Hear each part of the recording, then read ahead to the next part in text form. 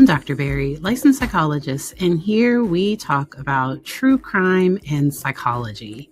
Thank you so much for joining. Let's hop right into today's topic. Let's go. Welcome. I have already started watching some of Gerhardt Konig's testimony. This trial is out of Hawaii, and he got on the stand about 7:15 or so Eastern. So we will be able to skip through some of the breaks. Starting out, I might start it at 1.25 speed because he's just going over his history, his school, his classes, things like that. It starts to get really interesting as he starts talking about the affair. This is one of the most vanilla affairs I have ever heard. We are going to try to not have spoilers, but like you can say, like, just wait. Just wait. Um, and I am here. Kiddo is in bed, so I can hang out with you all while we watch this. If you would like to watch this without my interruptions, it is available. I have the link down in the description. But everybody else, we are here to watch this together. So this is right after he was sworn in, and we will start here. If you're watching on replay, when I interrupt, if I'm interrupting for a long period of time, I will make myself big. All right. And so let's watch this together. We will be able to speed it up a little. So I watched it on 2 times speed. I won't do that to you all. We'll start at 1.25. He starts out, his affect and everything seems pretty like casual, and I think he's glad to get to tell his side. I am waiting for cross-examination because I don't know. We'll see how it holds up on cross. So let's go on ahead and start with his direct examination by his attorney. Okay. If you could please state your full name for the record and for the members of the jury. Gerhardt Konig, Gerhard, how old are you? 47, Where were you born? South Africa. And were your parents from South Africa? Yes. What are their names, and are they still alive, and are they still married? Yeah, Peter and Anwell, they're alive, married. Okay. And they've been here, is that them here in the front row today? That's it. Where do they live now? San Diego. Growing up, what did your parents do for work? My dad's a pharmacist, and in South Africa, my mom didn't work. How long did you live in South Africa? Or maybe a better way to ask that is, how old were you when you moved from South Africa? I was 14. And where did you move to? San Diego. Who moved with you to San Diego at that time? My parents and my younger sister. So what grade were you in when you moved to the United States? 9th grade. Did your dad find work as a pharmacist? Yes. What did your mom do in San Diego? She ran a home daycare. Siblings? Yes, 2 older brothers and a younger sister. What year and what high school did you go to, and what year did you graduate? I went to Rancho Bernardo High School, and I graduated in 1996. By the way, was growing up in South Africa, was English your first language? No. What was? Afrikaans. Okay. After graduating from high school, did you go to college? I did. And where'd you go? UC San Diego, What did you major in? bioengineering. Now, the jury has heard about how later in life you married Arielle Konig. Was that your first marriage? No. Okay. Were you married before that? I was, yeah. And to who? Jesse Patella-Ray, Okay. How old were you when you and Jesse got together? 16 or 17, 11th grade in high school. And then how old were you when the two of you got married? 20. After graduating from college, what did you do? I worked as a bioengineer for 5 years. Okay. Doing what kind of work? It was a biotech startup company. We were doing tissue engineering. We don't need to get into exactly what that is, but it's in the field of bioengineering. Yeah. So specifically, we were growing tissue engineered blood vessels. And so we were taking skin cells from a person and culturing them in the lab and growing large diameter blood vessels specific to them so they can use it for hemodialysis access or cardiac bypass grafts. And where were you living when you were doing this work? In Marin County, just north of San Francisco. In California, but up by San Francisco. Yes. Did you and Jessica have kids while you were working and living in San Francisco? Yes, 2 kids. What are their names? Ophelia and Emil. And what years or how old are they? Ophelia is almost 25, and Emil is 20. Now, the jury has heard that you're a medical doctor. After doing this work in tissue genesis for a while, where'd you go to medical school? At the University of Pittsburgh, in Pittsburgh, Pennsylvania. And is that a good medical school? It is. It has a really good reputation, yeah. So Ophelia and Emil were born before you started medical school? Or Yes. Okay. Yeah. Why did you choose Pittsburgh? Because the reputation of the school and because the cost of living in Pittsburgh was low. Okay. And you had yeah. the 2 young kids. Two young kids, and I wasn't going to make any money, and it was a great place to go to school. Did you graduate from medical school in 4 years? Yes. What year did you graduate from medical school? 2010. After graduating from medical school, what did you do? I did a 1-year internship and then a 2-year research fellowship. What was the research fellowship in? It was an NIH-funded fellowship at the University of Pittsburgh, and I did mostly blood transfusion research. Specifically, I was working on autotransfusion. It's when you take a patient's own blood that they're losing in the operating room, and I was figuring out ways how to give it back to them safely. Okay. Did you and was that in the Pittsburgh area? Yes. Did you eventually do a residency? Yes.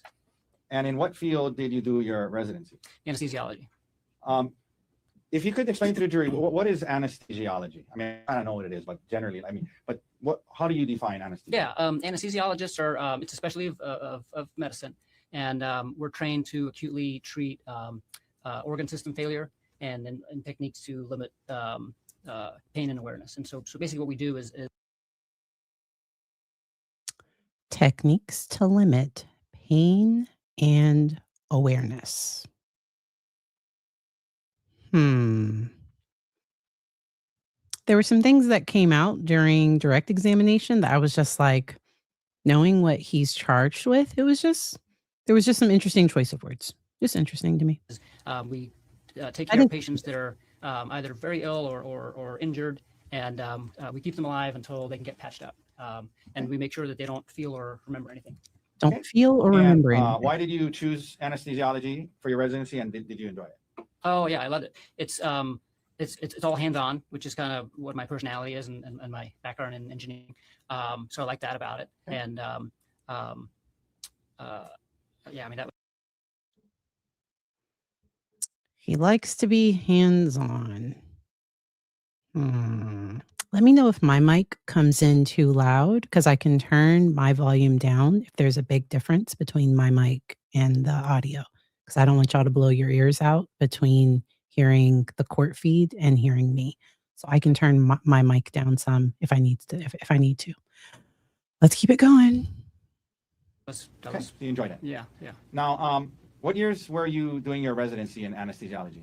2013 to 2016 And where was your residency? Yeah. in Pittsburgh.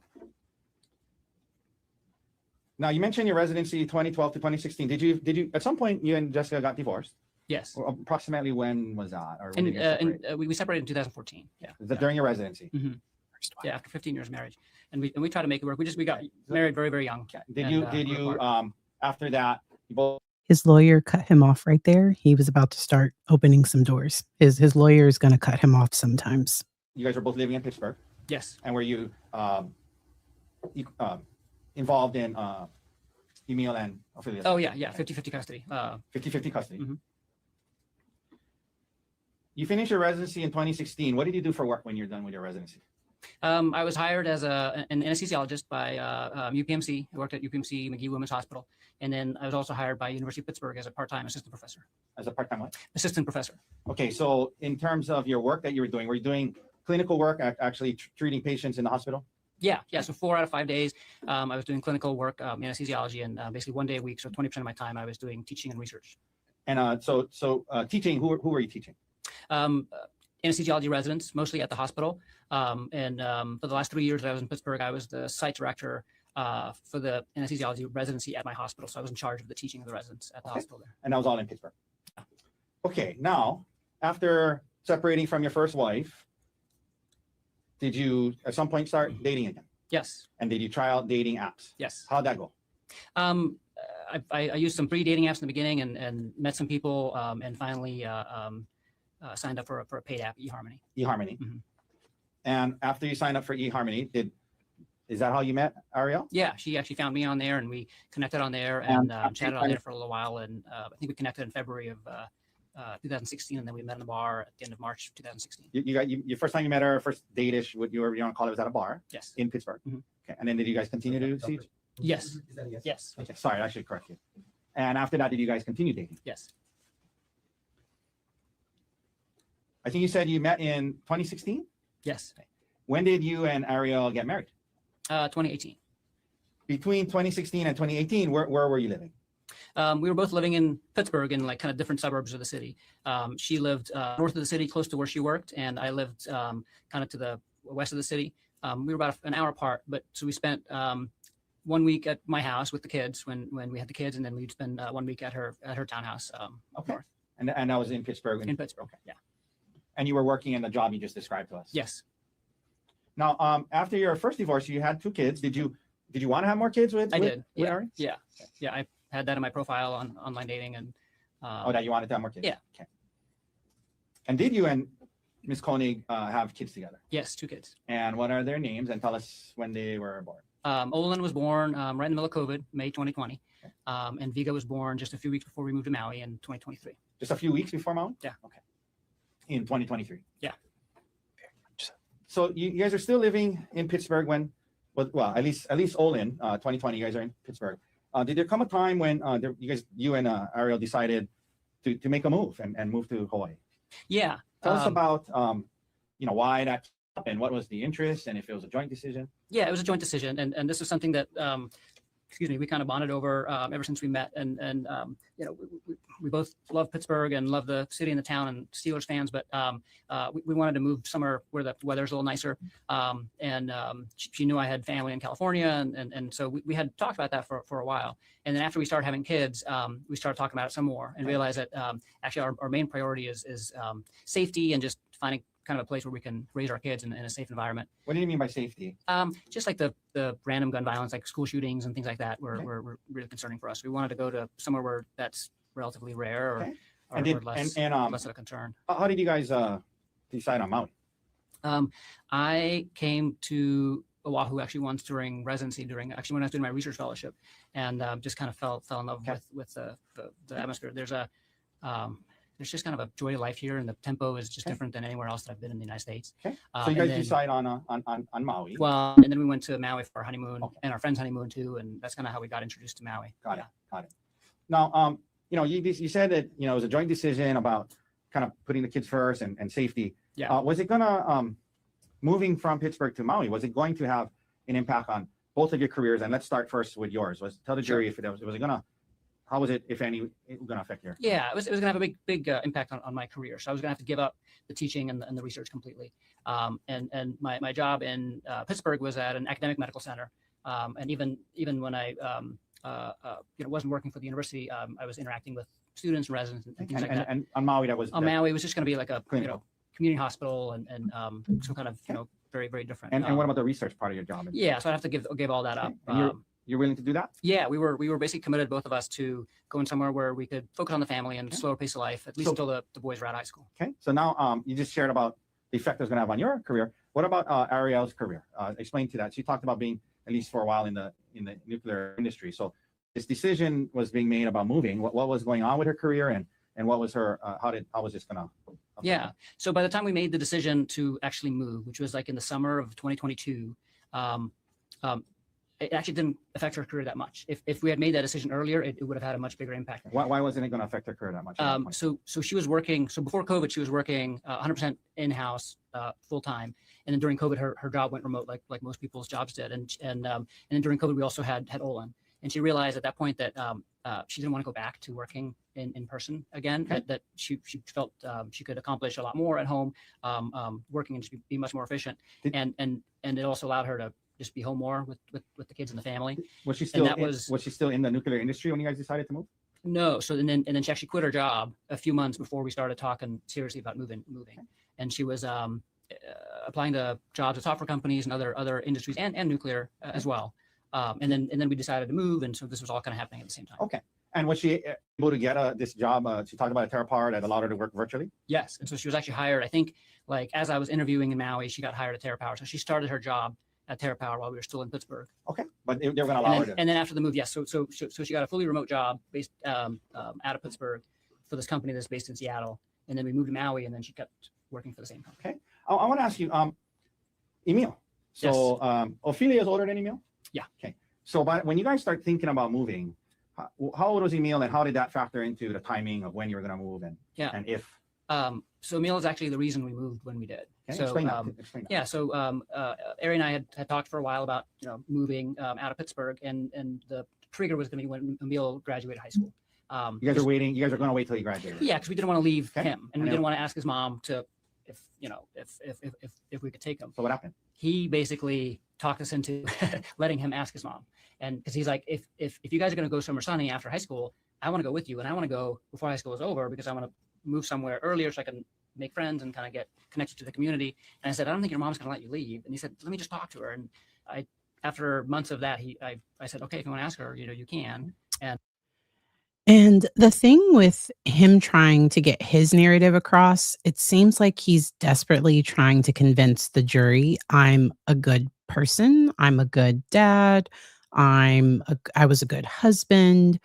And then I do think some of his language is going to change as he starts talking about Arielle. And so I think as he talks about the affair, his description of things still sounds now like I understand a person being hurt about their spouse having a very emotional connection with somebody. We are going to get to Darvo a little bit later. It is possible that he could be nervous. We are also watching it on 1.25. Okay. So I have sped him up just a little bit so that we can move through things. I will slow it down to regular speed when he starts talking about the affair so we can see some of his live, we can see it. I can make that a little bit more fair, but yeah, this is sped up to 1.25. And he asked her, and she actually said yes. And so that triggered us to kind of say, oh, shoot, now we can move now. We can move earlier. And so let me ask you about that. So at this point, Emil was about what age? 15. Okay. Yeah. And so he talked about how, you were married and while he was growing up, and then how old was he roughly when you guys got divorced, you and his mom? Roughly.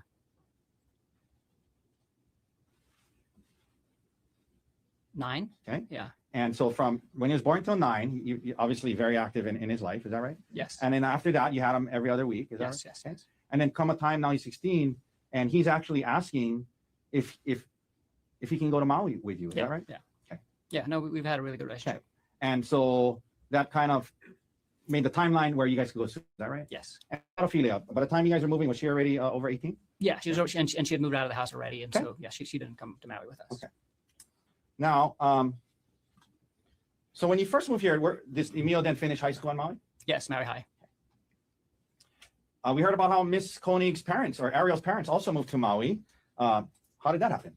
Yeah, no, they that was really nice actually, how it worked out. But because we didn't have any family here, Okay. and 2 young boys. But when we told them we're moving to Maui from Pittsburgh, and they were living in Florida at the time, they said that's too far, and they actually decided away from you guys. Yeah, and so they decided they're going to move to California because they didn't want to move to Hawaii, but they'd never been to Hawaii, and so they had this trip planned where they were going to go look at a few different places in California, and we convinced them to come to Hawaii too for a few days, Okay. just to basically visit with us. Yeah, And trying to see if they like it. we just told them, just come visit with us and we'll show you where we're going to live. Yeah. This was right before we actually moved, and Did you like it? in less than 24 hours, they were like, we're coming here.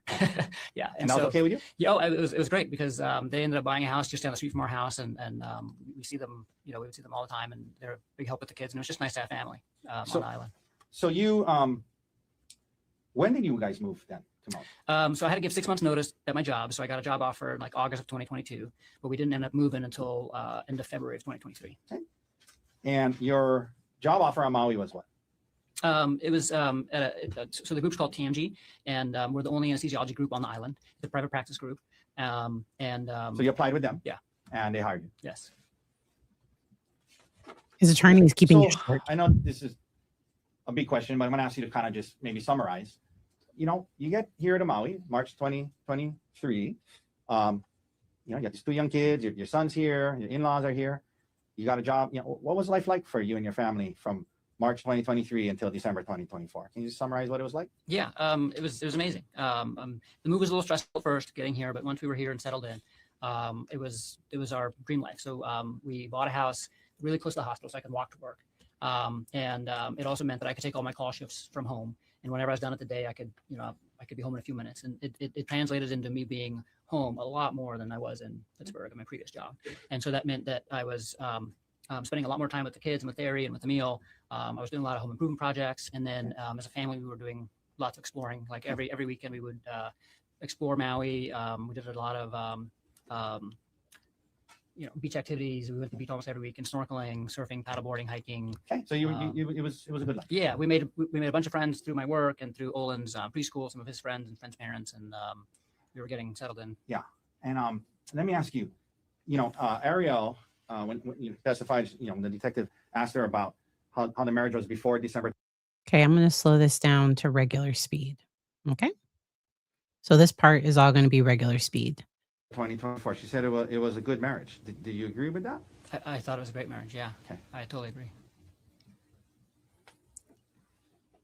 I just had a question. That being said, during that time period, did it ever come up that area between that time period, did moving back to the mainland ever come up? It did. So her job, and when she was first hired by TerraPower, they'd asked her to move to Seattle, and they said, "Hey, would you move to Seattle?" And she said no. Okay. And then a few times they had kind of asked her again to, if she would consider that. Okay. And our plan was always to at least stay in Maui until the kids graduate high school, and then we can kind of focus on our careers again and let the career drive the decisions. Now, I was asking a little bit about your marriage during that time period, and this came up with Arielle. In your marriage back then, who handled the financial affairs more so, like taxes, life insurance, insurance, finances between the two of you? I did. Okay. And why was that so? I'm a very meticulous kind of person that keeps track of everything, and so it's just kind of more naturally in my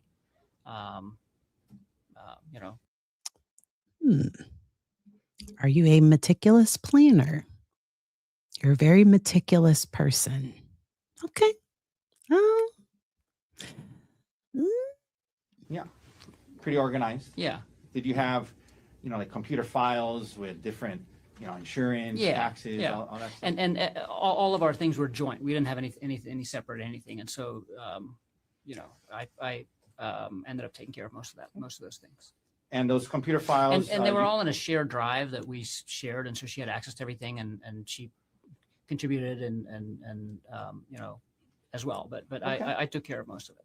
Okay. And you would kind of from time to time look into the files or update the files, or all the time. Okay. Yeah. All the time? Yeah. Okay. Now, you just described a great life and great marriage.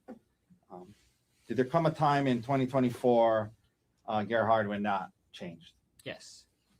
First of all, in 2024, at some point, well, let me ask you this preliminary. Did Arielle have to travel for work? She did. Yeah. Okay. And that's because she was working virtually? Yeah. Just like three or four times a year. Okay. Did there come a time in 2024 when Arielle traveled to South Africa for work? Yes. Do you remember when that was roughly? At the end of August of 2024. And who was she going with, to your knowledge, at the time? It was a pretty important trip for her because it was just the CEO of the company, another man that was high up in the company called Jeff Miller, and herself. Okay. Now, I want to ask you this. By the way, when you guys were on Maui working, and she was working virtually, like where was she actually doing her work? Like when she was working? Yeah, she had a home office set up, but it was in her our house. In our house, Okay. but it was in our bedroom. So, and there was no divider or anything. And that's just probably how things are set up there. So I have a home office, but because we only have one kiddo, I have one of the bedrooms I turned into my office. We also have a guest room, and my husband's office is in the guest room. He did have an office down in the basement, but he decided he moved it up to the guest room. Um, I'm gonna press play. between it. So her desk was basically right next to our bed. So like part of the space in the bedroom was taken up by her office. And when what were her hours? Was she on Seattle time at she started? Mostly West Coast time, sometimes East Coast time. So she would usually get up Early. either 4 or 5 a.m. and start work around there, and So- then work until around 2 p.m. So were you because it was in your bedroom? Were you exposed a lot to a lot her yeah. work and her things she Yeah. was doing and the Yeah, she people? has a huge monitor on her desk. She has one of those desks that can go up and down, Okay. And it's facing into the room, and all of her meetings are on speakerphone. Okay. Prior to this, well, leading up to this South Africa trip, you mentioned did she go with a man named Jeff Miller? Yes. Did you have any concerns about Jeff Miller at that time? No. I know you mentioned no concerns, but was there anything weird on that trip, behavior-wise, that you took notice of?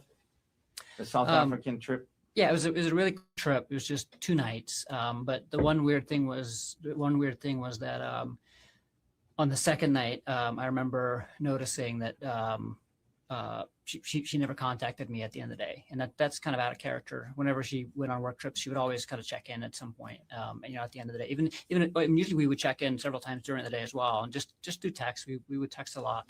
Okay. And the one night on that trip, she never reached out, and I was at work, and by the time I got home and realized that she hadn't reached out, I knew she was asleep, and so I didn't reach out to her either. But normally she would reach out to me when she's done with her work day. Did you see much of it at the time, or? No, I took note of it, and I asked her about it, and she just said, like, I'm so sorry. We got back late from dinner with the hosts that were hosting us, and I'm sorry, I should have texted, but I didn't. Now, she returns from South Africa. Later on in 2024, did you and your family go on a trip to Kauai? We did, yeah. When was that roughly? In October, I think it was October. Yeah, we told Emil as a graduation present, we'll take him to one of the other islands that he hasn't been to yet for a little trip, and he picked Kauai. He picked Kauai. Now, did anything happen on this Kauai trip that made you become concerned to a degree about Mr. Miller? Yeah, a little bit. Like, and what happened? Tell the jury what happened. Yeah.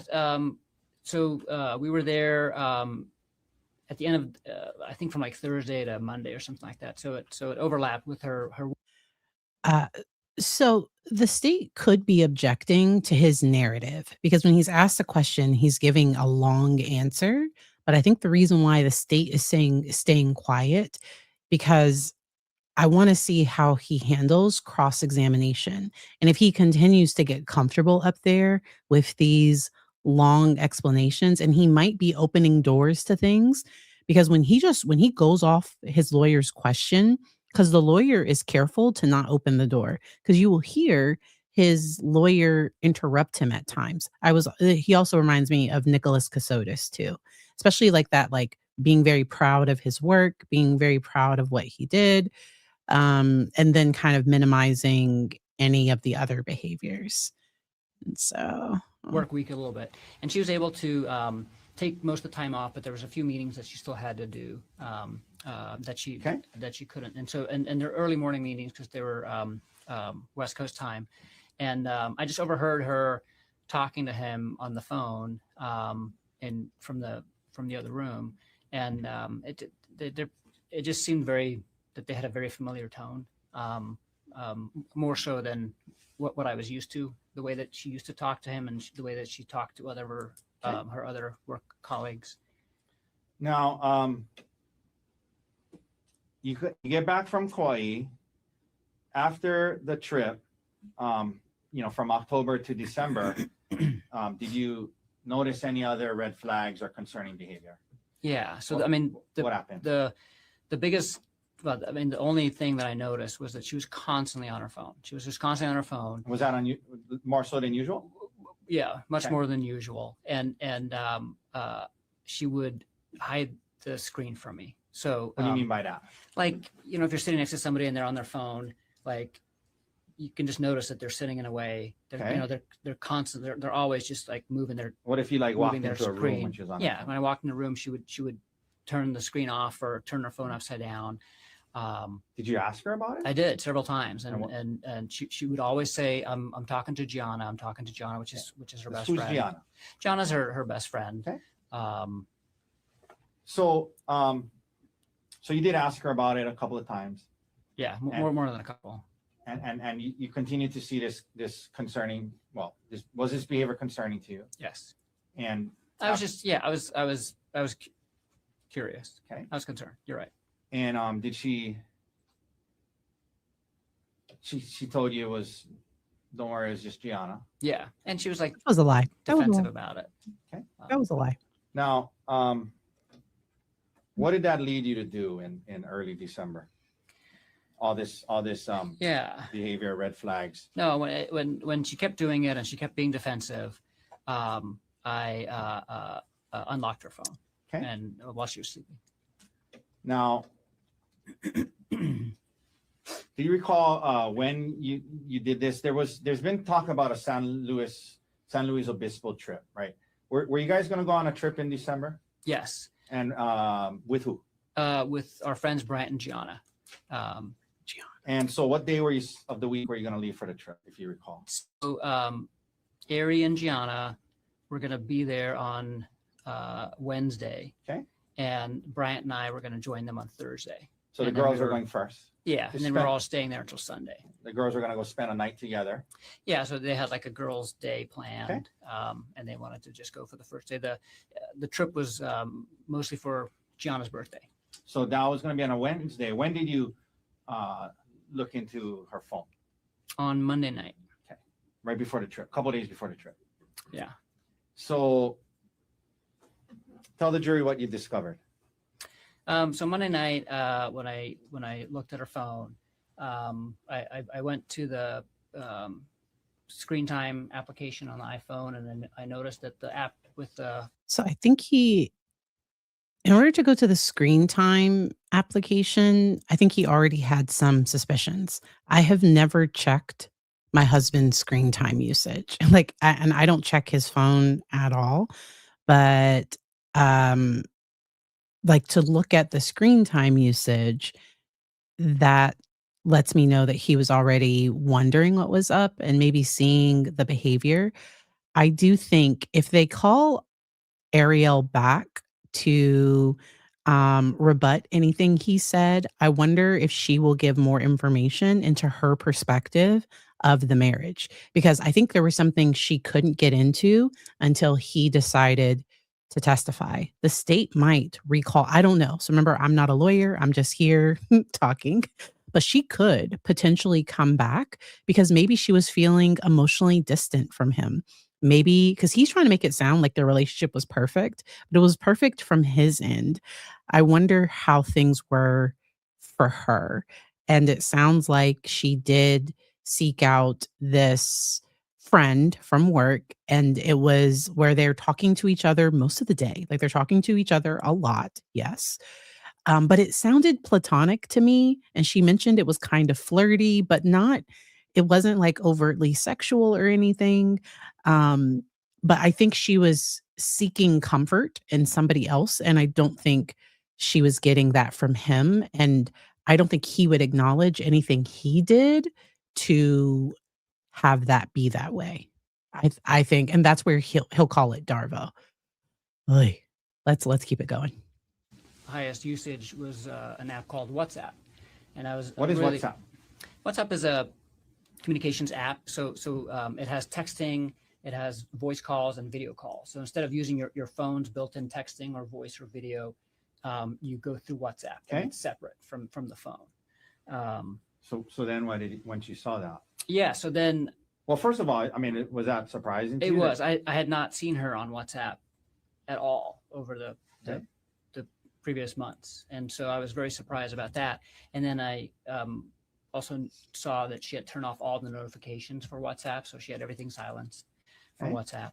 And then, and it wasn't like on the main screen. It was like a couple pages over in a folder. So it was kind of hidden. So did you open the WhatsApp? Yeah. So I opened the WhatsApp. What did you see? And there were 2 conversations with Jeff Miller. And the way WhatsApp works is that your account is always linked to a phone number. And so the one conversation was a conversation with his work phone, and the other conversation was a conversation with his personal phone. And so let's talk about the conversation with his personal phone.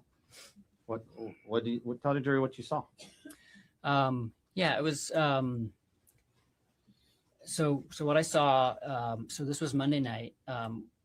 What I saw was that the messages from Monday and from Sunday, so the previous 2 days, it was like a full-on conversation the entire day long, and it would start off.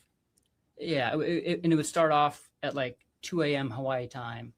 So and Jeff Miller lives in Maryland, and he travels extensively for work. Like he probably travels 3 out of every 4 weeks, and I know this because I'm always hearing them on the phone and talking about that. So basically, wherever he was, he'd be texting her good morning, but it wasn't just like a good morning text. It was like 5 or 6 texts. It's like a whole, like a good morning. I had a great, I slept great. I'm looking forward to the day. I hope you're sleeping great. And then at like 5:45 a.m., her good morning. She would be responding. She would respond. So he's going to go into this a little bit more, but he has her phone. And I forget if he's explained this yet. I don't think he has, but he's logged into it because he has her phone number. So WhatsApp will send you a code where you can log in from a computer. So he's checking her phone. And I don't think she knows that he's doing this. Because this is early December. He hasn't confronted her yet. And we're at normal speed right now. Now, if you're earlier in the video, we were at 1.25. We are at normal speed right now. And if I was on the jury, I would be looking at that like that's pretty like that's interesting. Not necessarily mean that somebody would do a crime, but like it's not good. And then the whole day long, like this is where I am, this is what I'm doing, this is what I'm thinking, until good night at the end of the day. And that was for Sunday and Monday. Okay. So for the 2 previous. So I want to break that down one more time. The affair is saying good morning to each other, saying like, oh, I had this for lunch and I did this today, and like talking about your day. And I think like saying good night at the end of like that was what he considers to be the emotional affair. Now, would I want my spouse to have that level of intimacy with somebody else that he wasn't having with me? I would have but I wouldn't call it, I don't think I would go to the extent of like an emotional affair.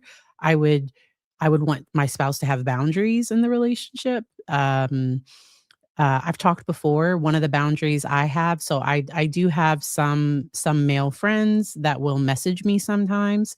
And so if one of my male friends messages me, "Hey," I always message them back, "Hey, how are you and the kids?" And like, "Oh," and if they ask me, "How are you?" I'm like, "Oh, we're doing great. How are you and the kids?" And then I always mention to my husband, and it's not that I have to, it's just out of respect for our relationship. So if for some reason my husband ever did look at my phone and saw messages with one of my male friends, we've already talked about it. There's no secret. And also there's not constant communication. I'm not talking to this other person instead of talking to my spouse. So I do feel he thought she replaced him with Mr. Miller. Like that's probably how he felt, but I don't think but to me he's making it worse. His reaction made it 20 times worse in my opinion. Like this is so we'll keep it going. Days. So Sunday is a weekend, right? Right. Yeah. So you saw on a Sunday, we saw the text from December 1st. I'm at work, I'm on call for the weekend, and she's at home decorating and hanging out with the kids and texting him all day. Okay. And then go ahead. When I scroll back past that, it's very strange because then between so the thread was created on June 4th or something like that, because WhatsApp puts when the thread was created in the app. Okay. And there was no messages between June 4th and August 30th, which was like a few days after the South Africa trip. And then between August 30th and Sunday, it was very strange because there's like fragments of conversation or little short things, and then mostly just pictures and songs and links. And it was basically Jeff sending her a bunch of pictures of himself, a bunch of song links that she had saved, and her sending him like a bunch of pictures too of Did you when you said it was strange because there were things missing, did it seem to you like things were being deleted? Well, yeah, because obviously that was, I mean, there was an abrupt cutoff between like what's before Sunday and Monday and that conversation and everything else that was on there. Let me ask you this. Seeing all of that, here you are a couple of months now, you had some suspicion, some red flags, asked her about it a couple of times. She denies it, defensive. Now you open it up and you see this. Yeah. Tell the jury how you felt. How did it make you feel? I was devastated. There's obviously something going on. So I didn't know what to do. okay. So what did you do? So I had actually started using WhatsApp myself when we moved to Maui, because that's the main communication platform that the anesthesiology group uses, and so I was using it every day, communicating with the rest of the group and during our business meetings. And so I knew that WhatsApp, since even though it's primarily an app on your phone, there's a web interface. You can log into WhatsApp on your computer through the browser as well, and it'll basically just duplicate everything that's on your account. And then what did you do the next day? So I took her phone upstairs to my computer, which is in the hallway upstairs, and I logged into her WhatsApp on my computer. So you could watch her. So I could activity. see, because You mentioned being devastated. I mean, prior to this, did you have any, aside from, we talked about red flags, but marriage-wise, I mean, everything seemed okay? Everything seemed fabulous. We were we were very happy together. No red flags in terms of the marriage itself. Okay. So now. So that's where, from the state side, because the state gets to do a rebuttal case since he testified, I wonder if they will bring Arielle back and if she'll say more about their marriage. Because now that he said his side, I wonder if they will recall her. Some people are talking about, why did he make the decision to testify? So he is claiming self-defense. He is going to say that she harmed, like that she attacked him first. That is what he is going to say. I don't believe it's true. Me personally, that doesn't make any sense to me. And I don't think the physical evidence goes along with that personally, but that is what he is going to say. His testimony, because when people are when they're really verbose and they just have all these words, it doesn't come across as credible. Versus, to me, Arielle's testimony was very factual to me. His has a lot of added, I don't know, it has a lot of extra added stuff. Would the affair count as a narcissistic injury? Yes. For an individual with the traits, possible potential. And so I can't diagnose him. But for an individual that has a fragile ego, so I don't think he ever recovered from this. And he is going to have an emotional response as though it's still happening, but I don't see actual tears. His nose is going to get runny, but I don't see actual tears. Y'all can let me know if y'all see tears. We're on tear watch. I didn't see any. You want to learn more? You go into what do you call it, detective mode, kind of? Yeah. Okay. So now you logged on and you're able to watch her. And did you do so the next day? Yes. Excuse me. Yes. Tell the jury what you saw the next day? So the next day, it was basically the same type of thing that they were doing on Sunday and Monday. So they start off by saying good morning, and then just was in communication the entire day. But this day, she started deleting messages. And so one of the first things that she did is she deleted all of the messages from Sunday and Monday. Okay, so when you went, make sure you put the mic a little closer. So a lot of people talked about the deleted messages. So he saw the messages. So she just deleted like their communication back and forth, even the vanilla stuff, because I think she knew it would make him mad if he saw it. And now if you're having to delete messages that, like that's that is, so I'm not saying that like, cause it sounds like she admitted, yes, this relationship, was closer than we should have been. She didn't think it was like a full affair. That's how he saw it. And I think she just agreed with him. Remember, a stress response is sometimes people pleasing, where to just move forward, you just say, okay, like you just agree. And then you try your best to move forward. If I was her therapist, I would have been concerned about some of the ways he was talking to her. I would have been concerned for if she was my client. If he was my client, I would be trying to work through like, this isn't like this. Yes, this happened, but that doesn't give you the right to then try to punish your spouse. And then I would get fired because when you're not telling people like him what they want to hear in general, but if somebody said something like that and wasn't immediately on his side, he would probably fire them. So when you saw the messages the night before, Yes. and now you're looking at it on the computer next day, and those messages you saw the night before are deleted? Yes. Okay. And then what? Then I saw them communicate kind of in real time, because I could see it pop up on my screen too. And,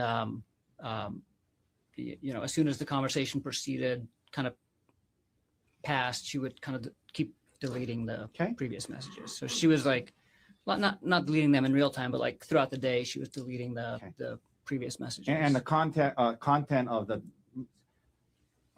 communications and what was being deleted, again, was it concerning? Yeah, I mean, it was the same type of conversation that she was having with him on the previous 2 days, which is not a conversation you have with a coworker. This is a conversation you have with your spouse. I mean, this is and after watching that all day long, what did you conclude? I mean, in terms of what was going on, did you believe? I mean, she was having an affair. Okay. Let me ask you this. While that was, did you, because she was deleting these things, did you try to save some of the messages? Yes. So the first thing I did actually the night that I unlocked her phone, because on WhatsApp you can also export the thread basically and save the thread, and so I exported the thread to my phone. So I had copies of what was on there when I first discovered it, and then the next day on my computer, the only thing I could do on the web interface is take screenshots. Okay. And you took some. Yeah. All right. So now you are faced with, this. You got this trip in a day or two. Do you confront Arielle right away? Not right away. So the way that this was happening was that our trip to San Luis Obispo, there's no direct flights from Maui to San Luis Obispo, and so we coordinated that layovers were going to be in Phoenix, which is where Brian Gianna lives. And let's have a little sofa speculation. So I suspect he knew she was going to be away from him, and I think he wondered what she would say because she doesn't know he's monitoring her messages at this time. I think he wanted to see what types of he's not going to say that here, but my personal thought, I think he wanted to see what types of messages she would send, not knowing that he was watching and she was away from him. Because at this point, there are no intimate messages. Like it's just good morning, about their day, maybe a little flirty, but not anything like that. And so that's my own personal speculation. He's going to say something else here. Let's go back. Ari was taking a red eye on Tuesday night. And so on Tuesday, when I was first discovering and watching this in person for the first time. Let me stop you there. So just to help the jury. So Monday night is when you first found the WhatsApp chain. Is that right? Right. So Monday overnight. Tuesday morning, I wake up and I start looking at them interacting in real time during the day. And then Arielle's supposed to leave that night. And she's supposed to leave that night. Do you confront her before she leaves? I do not. Okay. Yeah. And then so she leaves. Who do you first reach out to talk to about this? Yeah. So on Wednesday night, I'm supposed to leave to fly to Phoenix to meet Bryant and then go to San Luis Obispo. Okay. And Wednesday, like in the middle of the day, I call him and talk to him. Okay. And why did you call Bryant to talk to him about it? Few different reasons. One was that we were, about to go on this trip with them, and I wasn't able to, I knew I was going to have to confront her as soon as I got to San Luis Obispo. So now it's Wednesday. I'm convinced of, I'm seeing what they're doing, especially what she was sharing with them on Wednesday. So on Wednesday, she was spending all day in San Luis Obispo with Gianna, and she's basically keeping him up to, first thing is as soon as she lands in Phoenix in the morning, she's like, just landed, I have an hour and a half. So this next section, this is where I don't think he has good insight to how other people might hear or see this part of his testimony, because he's going to make a big deal over the messages that she sent. And while once again, it does sound like she is being more friendly and more open with this coworker than she's being with her husband at this moment. Yes. But how much it hurts him, it seems like a lot to me personally, but it's a lot. If you're free, we can chat. Can't wait to talk to you. Is she texting you, keeping you up to date? I'm getting, I also got a just landed text, but nothing else, Okay. and but she's reaching out to him and on WhatsApp, you can see when a message has been read. And so as soon as she saw that he read her just landed text, she called him, she didn't wait for him to respond. Okay. And stuff. And I'm not getting a call. I'm not getting any of this stuff. And then during the day, she's sending him pictures of the places that they're of her and Gianna doing stuff. So you're seeing this. So I'm seeing this, and that's at that point I'm just I can't go to San Luis Obispo and not confront her about this right away. And going back to Bryant, right? So I know. Yeah. Did you guys have fun activities planned? It was supposed to be a fun couples trip. Yeah. So it was supposed to be a couples trip, right? And it was Gianna's birthday, and actually Ari planned it because she. Poor Gianna. This is her birthday, and he's going to give information about the relationship of the friends. So if you remember Arielle's testimony, because these are the friends, and Arielle did not want to go into the friends' past issues, but he is going to go into it without any hesitation at all. Going to tell everybody's business. Used to work for, one of the power plants that she, that was her responsibility for refueling is just outside of San Luis Obispo. So she used to travel to San Luis Obispo all the time for work. And so were you planned were you a bunch of reaching activities. Out to Bryant and you said there's several reasons. Was one of it to kind of let him know hey, this might not be the fun trip we had planned? So the first reason was hey, this is, I'm just giving you a heads up, I'm going to confront Ari with basically an affair. Was there other reasons why you wanted and then the other reason was that the other reason why he's my best friend and I wanted some advice, but I specifically wanted advice from him because they had just gone through infidelity in their relationship 6 months earlier. Brian and Gianna.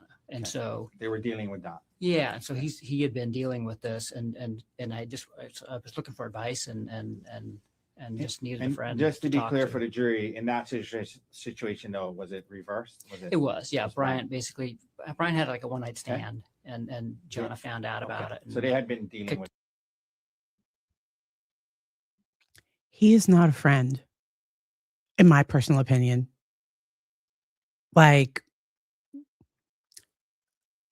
And he has more details to share about how they recover from their relationship. These are not things, in my opinion. The judge Arielle really did not want to go into that. And to me, that's more of a true friend. So if this is because I don't know, I don't see why, but this is, I think, to make people better understand where he was in his head, but you're throwing other people's information into your very public trial and case. I It gets worse. Okay, I'm sorry. We're gonna keep going. Them out of the Them out of house the- and stuff. Yeah. Okay. Yeah. And so you talked to Brian. Yes. Do you fly up on the trip? Yes. When you get there, do you confront Arielle right away? Almost right away. I mean, like right when we get there, they already have dinner reservations and stuff like that waiting for us. And so we go to dinner, and right after dinner, when we go back to the hotel, is when I confront her. Did you talk to Gianna before you confronted Arielle? Very briefly. Okay. Yeah. So if you remember Arielle's testimony, what happened is she went to the bathroom. So her testimony, and it matches what he said too, but he's saying it a little bit different. That I think Arielle went to the bathroom and he told Gianna Arielle's having an affair. And then I guess after that, he went to the hotel room and confronted her about it. But their friends knew before she knew. And like it feels weird. And he has no, I don't think he realized how this comes off to other people. I don't think he sees it. I don't think he sees it. I don't know if his lawyer told him like, hey, this might backfire. I don't know. I don't know if his lawyer gave him any tips or advice, but this isn't a good look to me personally. I don't know. And you told her what you had found. I basically just gave, I told her briefly what I had found, and then left to go talk to Ari, and left Bryant to explain to her more. So, where do you confront Ari? Were you in the hotel room? In the hotel room. You confront her with it. Tell the jury how that went and what Arielle's initial reaction was. Yeah, I confront her with it, and she's immediately remorseful and doesn't deny anything, admits to it, and is crying and Let me ask you this.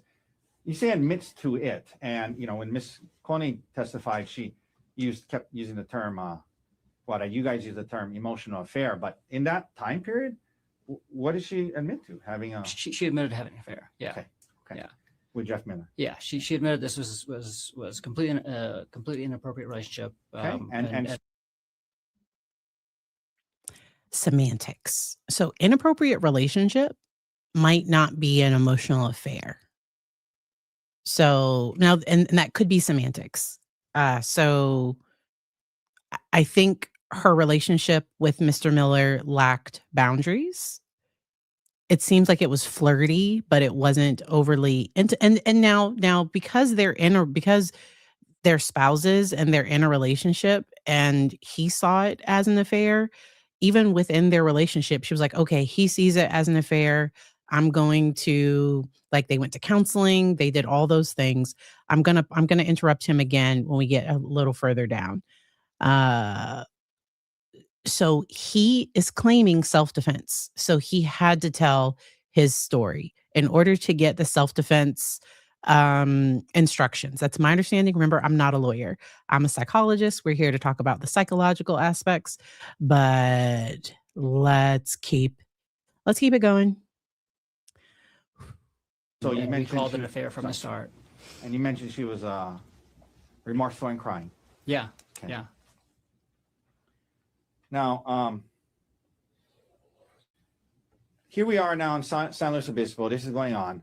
What was your emotional state like at the time? In other words, what were you thinking needed to happen? And like, you guys were going to try to work this out or not, or while you're on the trip? Yeah. No, I mean, it was tough. I mean, a lot of emotions for sure, but Brian and John were really helpful. And we were away from the kids and away from work and away from everything else, so we can kind of just focus on this. Okay. And you guys reached some kind of conclusion as to whether or not you guys were going to break up or what? Oh, yeah. So we were both we both wanted to work on it. We both, well, she basically said, like, I'm so sorry, I can't believe I did this, and I'll do anything it takes to heal our marriage, Okay. and you know, you and our kids are more important than anything to me, and you know, I'll do whatever it takes. And we start talking to Brian and Gianna, and they kind of help us talk about some things, and we figure out, you know, what the next steps are going to be. Now, during the trip in San Luis Obispo, did the topic of her possibly moving out come up? Yes. And, Yeah, that was one of the big conversations we had. And did you guys settle in on, okay, she's not going to move out just right now, we're going to try? Yeah, so I preferred for her to move out. You mean like break up? No, we were both committed to working on the marriage, but and this is what Brian and Gianna did too. So Brian ended up living in a hotel for like 3 months, and it helped them just focus on the affair and healing from the affair, and then they kind of moved back and kind of, you know, start working on everything else, and I felt that was, you know, an ideal solution. Did she want to do that? Well, both of us, we decided together not to do that, and because we had the two big complicating issues for us was one, our two little boys. So we at the time they were like 1.5 and 4. So at this time when she was having this relationship with Mr. Miller, how old were the boys? 1.5 and 4. Okay. And you're saying obviously if she moved out, it would have been traumatic on them. Yeah, so we didn't want. Okay. So it's okay. You guys decide to not do that then. Yeah, we didn't want them harmed. Okay. But let me ask you this: in order for her to not move out, to avoid that harm. Okay, so he's now going to need to blow his nose. I don't know that we need to see him blow his nose, but he is going to thoroughly blow his nose. So I didn't see tears. It looked like his eyes were getting watery, but it looked like anger to me. Correct me in the chat if I'm wrong, but when he was talking about the impact it would have on his kids, I saw anger and contempt. I don't know. I didn't see like sadness. It looked like anger to me personally. That's just what it looked like to me. I'm not a body language expert. We are just here talking. Somebody said eye blocking. Yeah, what? Yes, please. I think he's gonna blow his. Oh, he's getting some water. You mentioned the kids. Was there did Ari have other concerns about her moving out?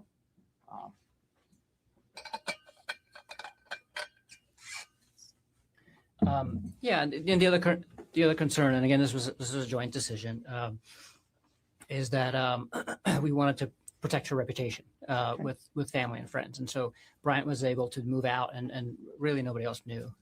It was just Ari and I actually that knew, and that was it. So in other words, if Ari moved, Now, anybody that knows who they're talking about, I guess everybody knows. It was very loud noise blowing. I think it was like multiple times. If you want to go back and hear it, you can go back and hear it. I didn't think we needed it. Okay, we're gonna keep it going. out on Maui, you talked about you guys had formed a pretty good close group of friends. Her parents. We did, and everybody lived right there, and it's a small community, and I mean, people were gonna know that she moved out and would ask why, and So that was part of the joint decision. yes. So you guys are up there, San Luis Obispo, decide that we're going to try. Or was it really about protecting his ego? Was it protecting her or was it protecting him? Still for speculation. It's not going to move out. What about, were there some talk about if we're going to do that, at least right, initially, was there some talk about what was needed to happen as it related to Jeff Miller and her job? Yes. What was that? Tell the jury about that. Yeah. So, I mean, she obviously needed to terminate the affair immediately, but also to terminate all contact with Jeff Miller. And that would involve her quitting her job and getting a new job. Initially, what did she say? I mean, was that something she was agreeable to initially? Absolutely. Okay. And so we decided that was the plan. And she said she just needed a little bit of time, and so she didn't want to quit her job right away, but that she would limit contact with him. And so she actually sent him an email through work, like a work email, and said basically, hi Jeff, from this point on, all of our communication needs to be in email only. If we do meet, because they would have virtual meetings all the time. If we do meet, it would have to be with one other person present. And she did this without talking to me, but showed it to me afterwards. Hey, this is what I did. Is that okay? And I said, that's fine. So the plan was that she was going to quit her job and maybe find a new job. But in the meanwhile, for sure, she was going to quit her job and find a new job. Okay. And but in the meanwhile, there was going to be some boundaries related to her interactions with Miller. Yes. Okay. Was she supposed to go on another work trip with Jeff Miller soon after the San Luis Obispo trip? Yes. To where and when? So the San Luis Obispo trip ended on Sunday, and then on Sunday, I was going to fly back to Maui to take care of the kids, and she was flying to Seattle, and she had a week-long business trip in Seattle starting right after this right trip. after? Mm-hmm. She was going to go straight? And Mr. Miller was supposed to be there? Yes. Did you later learn anything about the hotel situation related to that? Not even later. It was. I mean, so while we were in San Luis Obispo and while we're still talking about all these things, she, I told her basically, I'm not okay with you going to Seattle. She said, no, I totally understand. And she said, I'm going to cancel that trip. And she admitted that she had changed her hotel from the hotel that she was supposed to stay in with her primary team that she works with at Terra Power to the hotel that Jeff Miller was in. And they already had dinner plans for Sunday night. And then she canceled that trip. But she canceled all of that. So she told work she had a family emergency and couldn't go. And so we flew back together to Maui on Sunday. You get back to Maui on Sunday, and you there was some kind of initial conversations about what needed to happen with her job and whatnot. When you get back to Maui, are you still kind of just trying to figure out how to deal with this whole situation? Yes. Did you tell anyone other than Gianna and Brian? No. And was that for the reasons you talked about earlier about Arielle's reputation? Yes. But you did. We saw the email that you sent at some point to Mr. Miller's wife, right? Oh, yeah. And I did that in San Luis Obispo. Yeah. And that was in San Luis Obispo. Okay. Mm-hmm. Yeah, that's the day that I found out. Yeah. And that's not true. That's the day that I confronted her about it. And why'd you do that? I just felt that if I was in her shoes, I would want to know. Okay. Okay. So now, they kind of went through that part fast. That was about him emailing Mr. Miller's wife, because we went over that email during my last stream earlier today. I read that email where he provided his phone number and email address, Arielle's phone number and email address, informing, so of that conversation. Yes, he emailed Miller's wife. So I went over that email in my last stream. Yeah, that's from day 6 of trial. Saying something to the effect of, I'm like, I hate to inform you of this, but my wife and your husband are having an inappropriate relationship. He didn't call it an affair. He called it an inappropriate relationship. Yeah. So that was from day 6. Okay. With the forensic testimony, going through a lot of the computer things, and it included that email that he sent to Mrs. Miller. You get back to Maui, and to your knowledge, immediately after was as far as you knew, Arielle limiting contact with Mr. Miller? Yes. Did she ever start to look for a new job? Yes, right when we got to Maui, she was updating her CV and LinkedIn profile and looking for jobs. All right. At some point, did you start listening to some audiobooks and trying to get some advice about how to heal from this? Yes. And what did you learn from those books about what, was necessary if you guys were going to even have a chance at this? Yeah.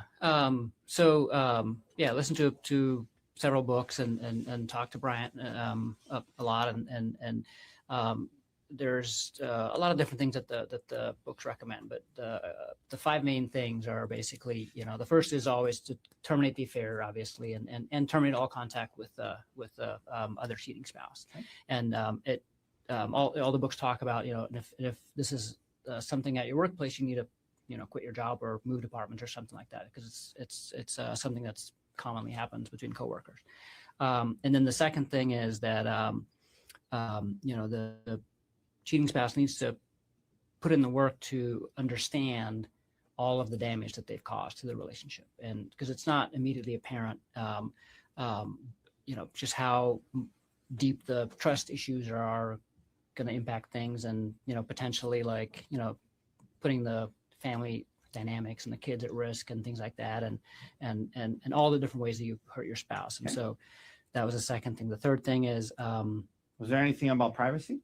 Yeah. So one of the main things is actively rebuilding trust, and that means that you're going to have to proactively give up privacy and then also tolerate some invasion of privacy, meaning basically you need to tolerate if you're. And normally for most couples therapists, they're not going to say that you should spy on your spouse, but they might say sharing location or sharing, that your spouse can look at your phone, agreeing to not delete messages or something. But it's my understanding that he purchased a secret recorder to possibly record things. And so that's further than most people would recommend or say. Okay, we're gonna press play. If your partner is saying hey, can I see your phone, for a sec and see who you're talking to, or hey, I can I see who you're emailing, so Not get defensive. and not get defensive. Yeah. Okay. Now, and did you discuss those things with Arielle? Yes. And what was she doing these things? In the beginning, and then very inconsistently the rest of the month. Very what? Very inconsistently the rest of the month. So she was kind of initially willing to do some of these things, but then seemed to become unwilling. Yeah. So basically, it seemed like her whole attitude changed really within a few days of us getting back to Maui. Tell us about that. She started minimizing the affair and trying to say that it wasn't a big deal, and she started blaming me for the affair and just saying well, you caused some of these things, and some of the telling me some of the things that I was doing that potentially contributed her doing. Was she open to your questions about, hey, let me see your phone, or who are you calling? On and off, she would get defensive and get irritated at me, basically asking those things. So when she was kind of now backing off of some of the things you guys initially agreed to, did that cause you to kind of go into detective mode again and look into, try to obtain more information about the extent of her relationship? Yeah. Okay. And yeah. What new information, if any, did you learn at that point? I was trying to talk to her about the affair and just trying to get more details, because we didn't talk about it in detail in San Luis Obispo. We were just kind of talking about big picture. Are we going to stay together? Okay. Are we going to move out? But she admitted all to these it, though, things. right? Yeah, she admitted to it. And then later, a few weeks later, I was looking, and the two main things that I found out. Let me just back up. So I was trying to ask her more questions about the affair, and she wouldn't basically engage and answer questions. And so everything that I found out is I basically found out on my own. And I found out that when they were in South Africa on our phone bill, actually, there's records of them texting just through regular text, up through past 10 o'clock on that night that she never got back to me. Okay. And then again, a 1-minute phone call at 5:30 the next morning, local time. And I was that seems odd. And then in that combined with in the work thread that they had on WhatsApp, not the personal one, the work one, the next morning, they're talking about work stuff, but then they're also talking about how they can barely stay awake and they're both so tired and So I made you wonder. Yeah, I just. Okay, what else did you learn? What else things did you concern? learn? And then the other thing was just the sheer scope of the number of deleted messages, because I saw that WhatsApp has a statistics area where you can go to for the app that shows you how many total messages have been sent or received since the last reset of the app, and she had deleted over 10,000 messages during that time. Over what period of time?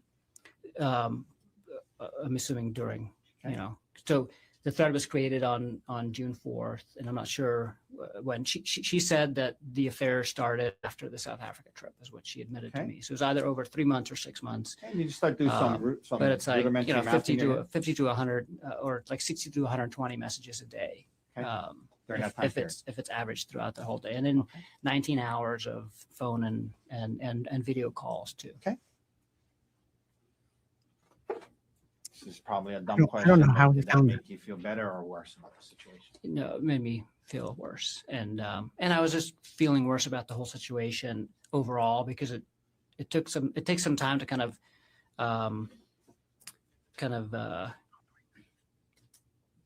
process all the emotions involved with it and realize all the implications of this. Yeah. Let me ask you this. I was getting worse definitely in December.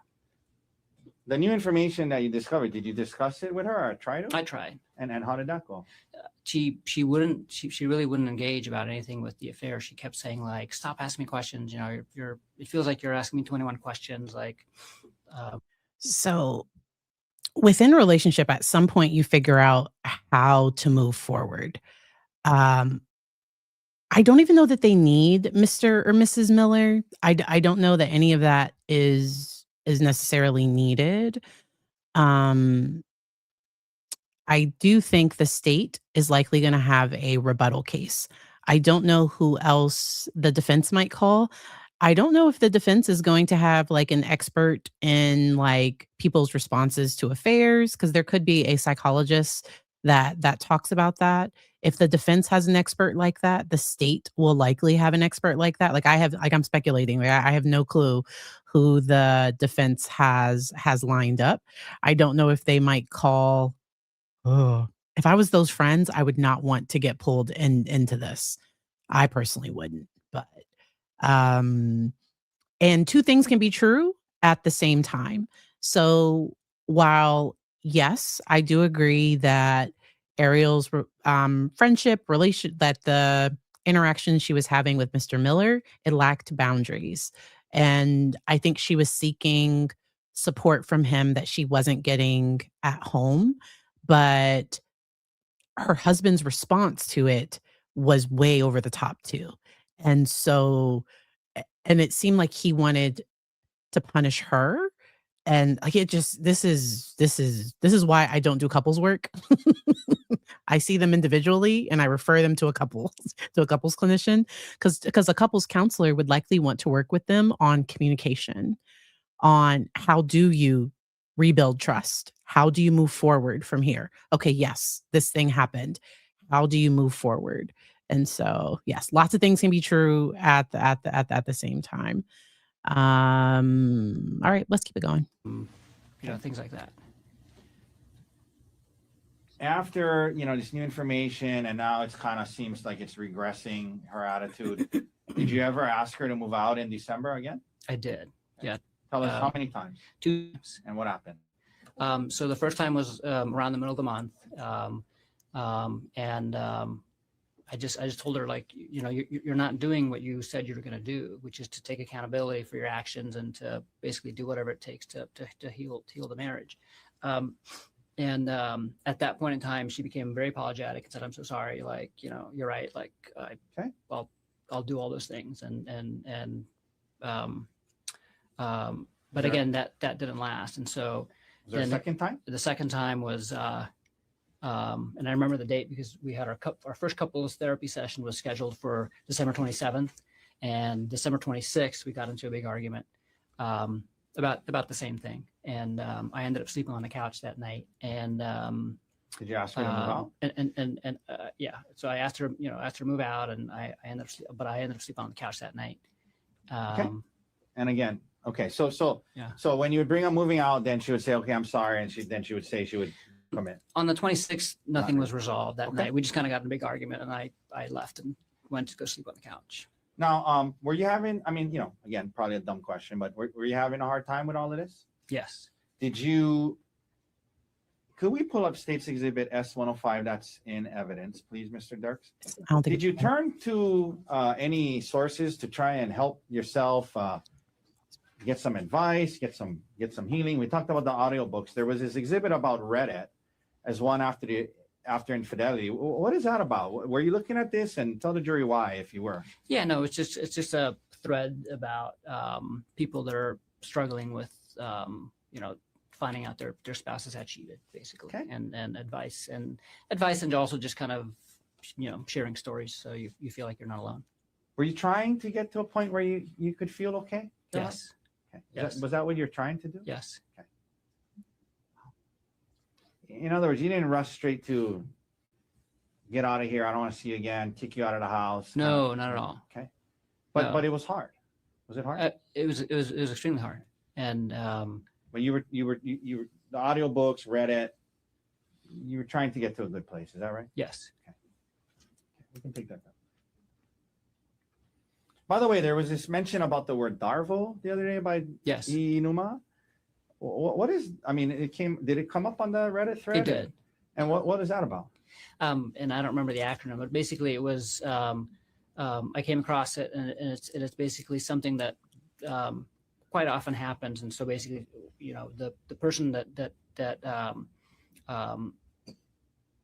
got caught having the affair, sometimes in the weeks after, they would try to turn the tide. So they would try to kind of take the spotlight off of them and move it to the other person, and basically say like, wow, but but you did this and this, Okay. And so it's I think he said a fairly something like- common thing that Yeah.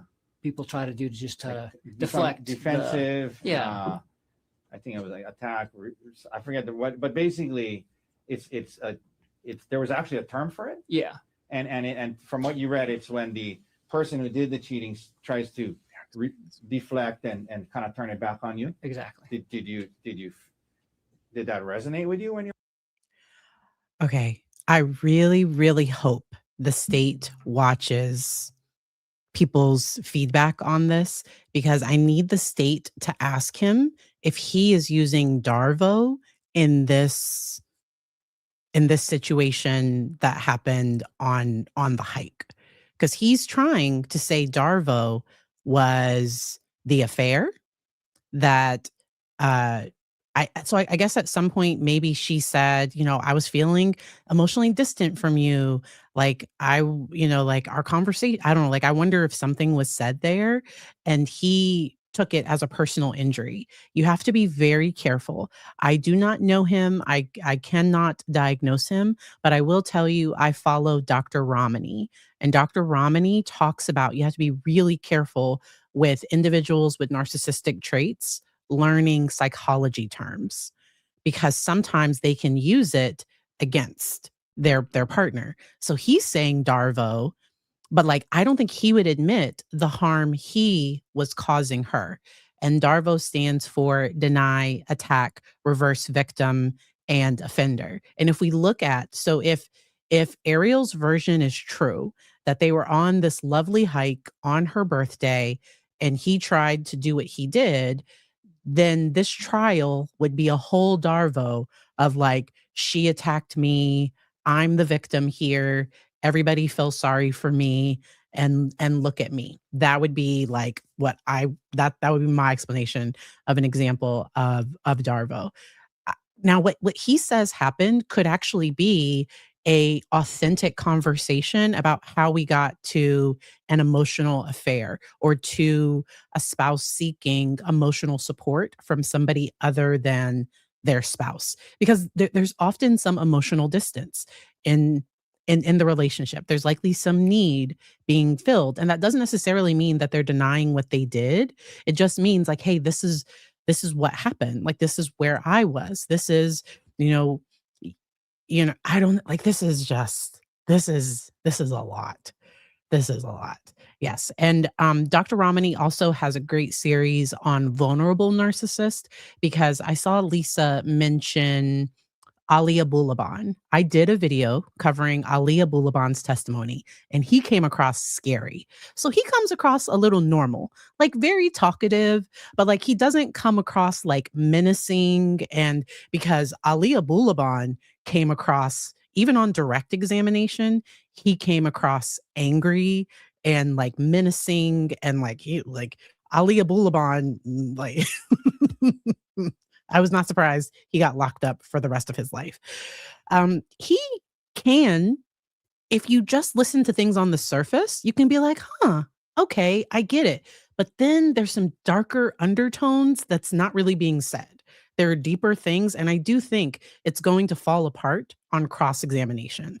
That's my personal thought. I don't think, because he's so talkative and he so desperately wants to get his point across. And I don't think he sees how other people might perceive the same situation. So in his mind, I think he thinks every single person would view her behavior as an emotional affair.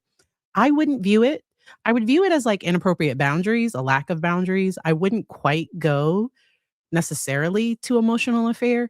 And when they talked about her deleting messages, I didn't realize that he was seeing, like, that he got access to her account to see messages before she deleted them. So I was thinking we had no clue what she deleted, but like there were 2 days, there were a few days where he saw exactly what was being said, and there was no, like, "I love you." There was no, 'cause if there was an "I love you," I think he would be talking about that. The only thing he's saying is, like, "Good morning," talking about their day, sending pictures of one another, but, like, them with, like, their friends, the guy with his dog. And once again, the picture the defense showed of the coworker and his dog, it looked like he was doing a pouty face. Like, it looked like he was matching the dog, but the defense tried to make it sound like that was a kissy face, and I was like, "That doesn't look like a kissy face to me at all." Like, it looks like like, it looks like the dog is pouting, and it looked like he was doing a pouty face too, so, it's a lot, but we're gonna make it through this, okay? So we still have some more time to go. Learned about that term, Yes. vulnerable? Yes. And why was that? He's using Because that's what she was doing. Like, Okay. so throughout December, it just felt like she was, minimizing what she had done, and then she started bringing up all these things about our relationship, other things. Okay, and I'm going to get to that.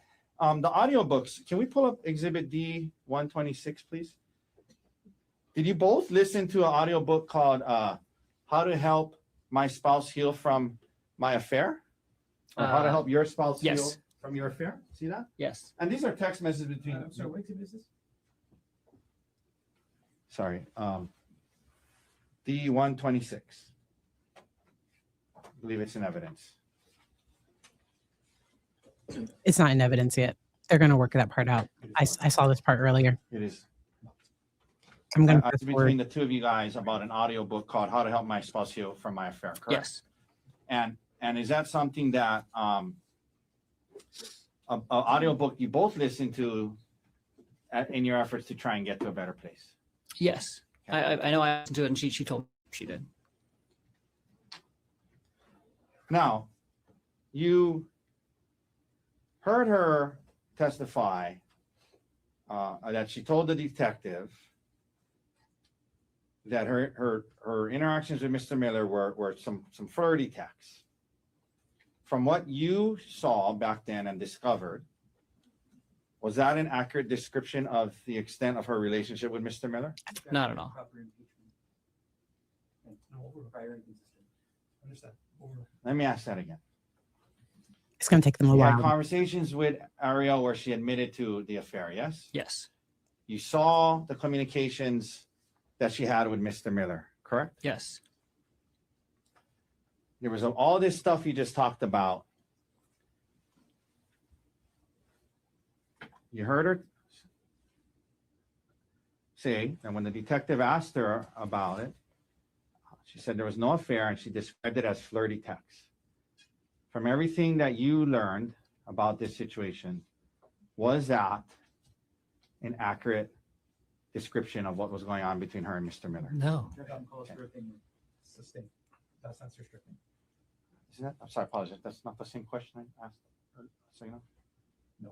Okay, let me think of what that last question was then. From what you, let me ask you this. I apologize. Let me ask you this way. From everything that you learned and you knew, was her relationship with Mr. Miller, can it accurately be described as just some flirty text? No. Sustained.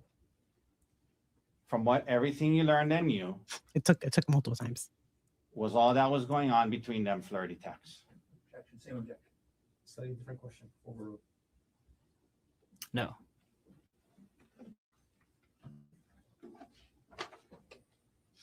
So the jury will get to decide. We'll take our. So the jury will get to decide. We will get to skip through the we will get to skip through a little bit later. So this is my first time reacting to video in this testimony. I've been doing shorter videos where I just talk about testimony based on my notes. I am watching, so because there's a part of this after the break that I haven't watched yet. So I did not get to the last part of his testimony. And so we will hear that part. I'm guessing cross-examination is going to be tomorrow. I'm going to be live with Paul tomorrow, and I have to check my schedule to see if I can go live before then. Because I might be able to find some time to just talk about cross-examination. I might not be able to, so maybe before I leave the office, or I might leave the office early and do a video. I'll have to figure it out. So, but stay tuned for tomorrow. I will likely be doing another video reacting to cross examination. It will likely not be the full thing. And then tomorrow night, I go live with Paul to talk about this case. All right, let's keep it going I think we're almost to a good place. for a break. Yeah, maybe 5-10 more minutes. Okay, if everyone's okay with that. Everybody okay? Okay. We just talked about the audiobooks. Did she also admit in text messages to you that she had an affair? Yes. Okay.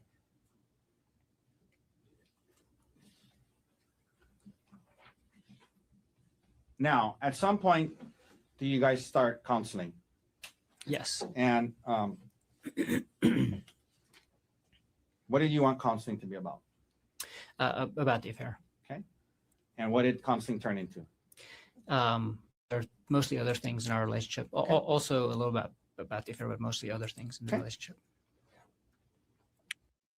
So, if anyone in the jury has done marriage therapy, if you get into marriage therapy and other things outside of the affair come up, then that means that there is more there. And so I think there was likely communication. There were likely other things, deeper issues. I don't think the issue was just, I think the like his view of the emotional, I think that was on the surface. There were likely deeper things that needed to be addressed. And a good couples therapist is going to get to the root. We're not going to waste time, like we're going to get to the root of it. And so, all right, let's keep it going. This might be a good time for a break. I'm going to skip ahead. So we get to skip the break. All right, let's keep it going. Well, Beautiful Buddy versus Gerhardt Konig, 1 CPC, 25.373. Dr. Gerhardt Konig is present in court on the stand and still involved. All 4 counts of record are present. Vouchers are back in the courtroom.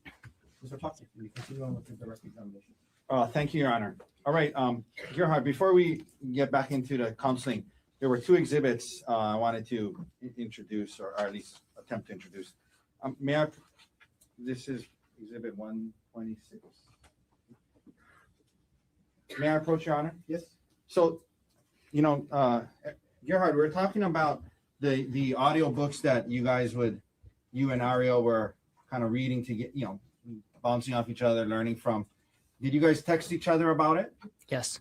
Can you just look through this text and look through this document and let me know, is that a fair and accurate depiction of the text messages you guys are having back then related to some of the audio books you were listening to?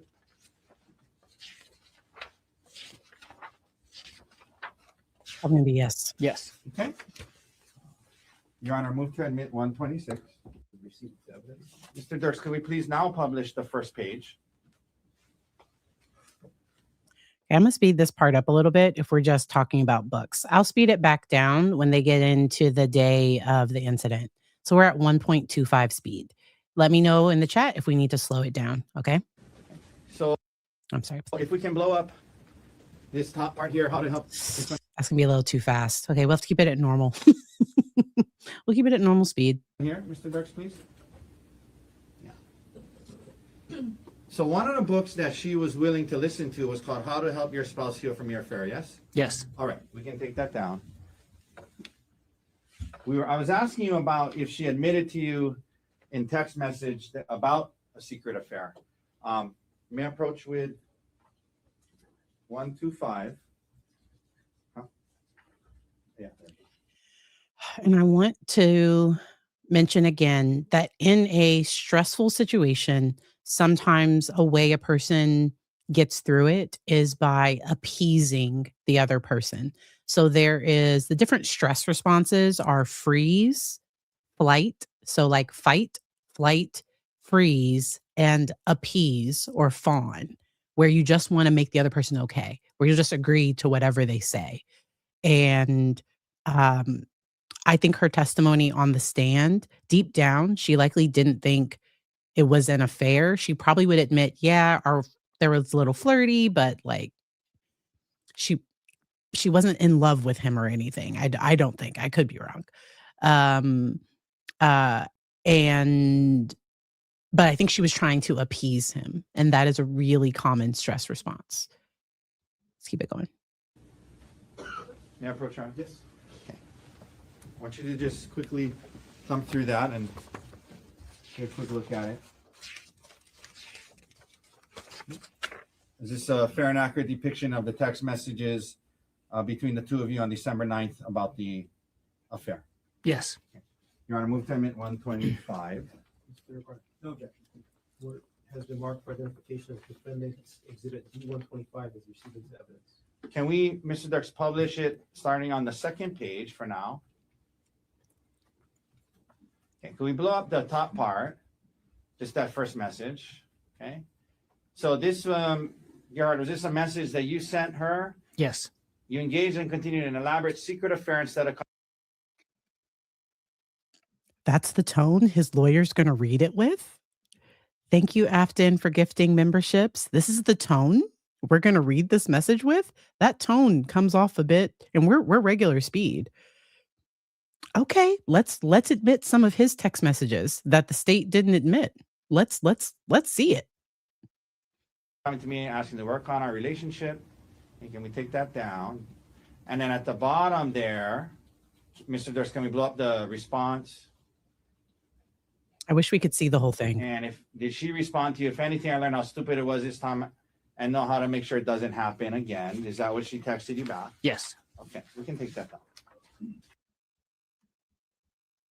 They're leaving something out. That's not her agreeing that she had a secret affair.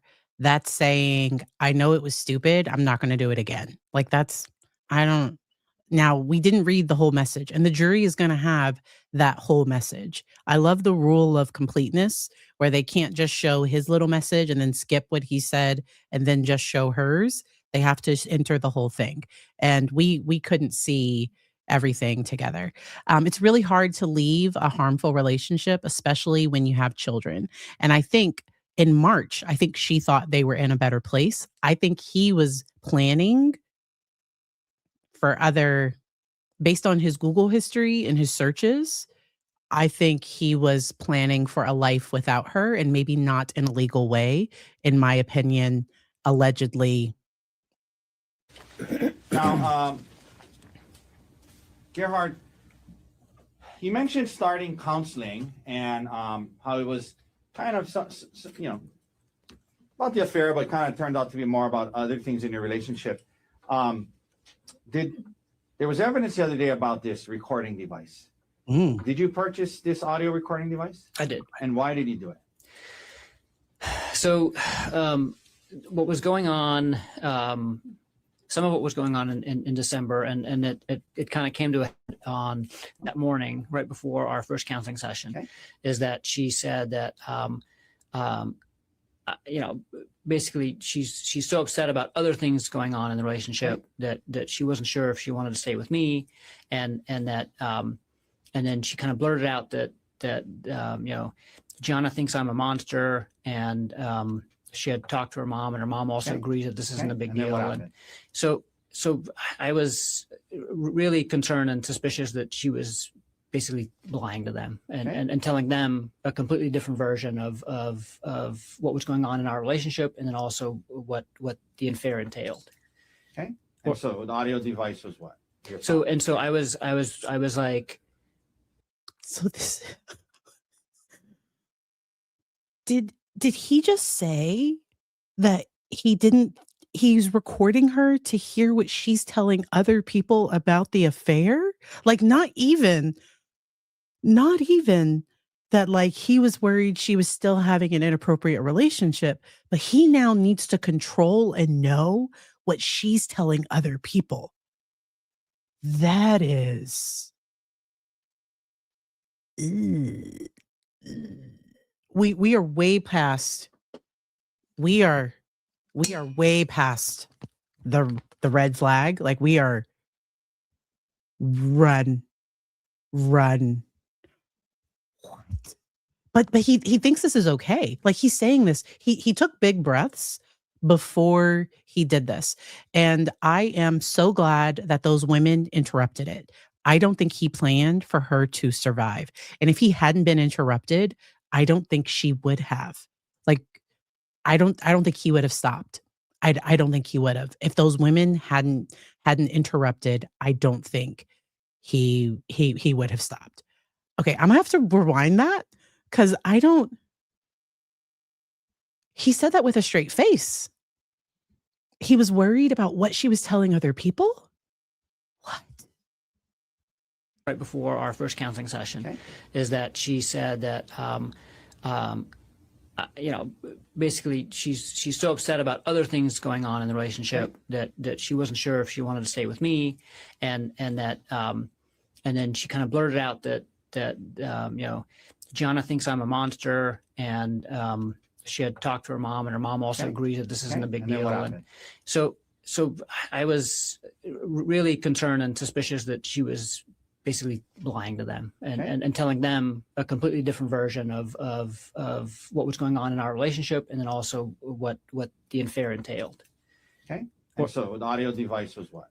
So I was like, I have to catch her in a lie, basically. And so it was me like thinking like kind of like an engineer. How do I fix this? And I was like, I fix it by more evidence. And so so I bought that in the hopes of basically. So none of this is hurting the state.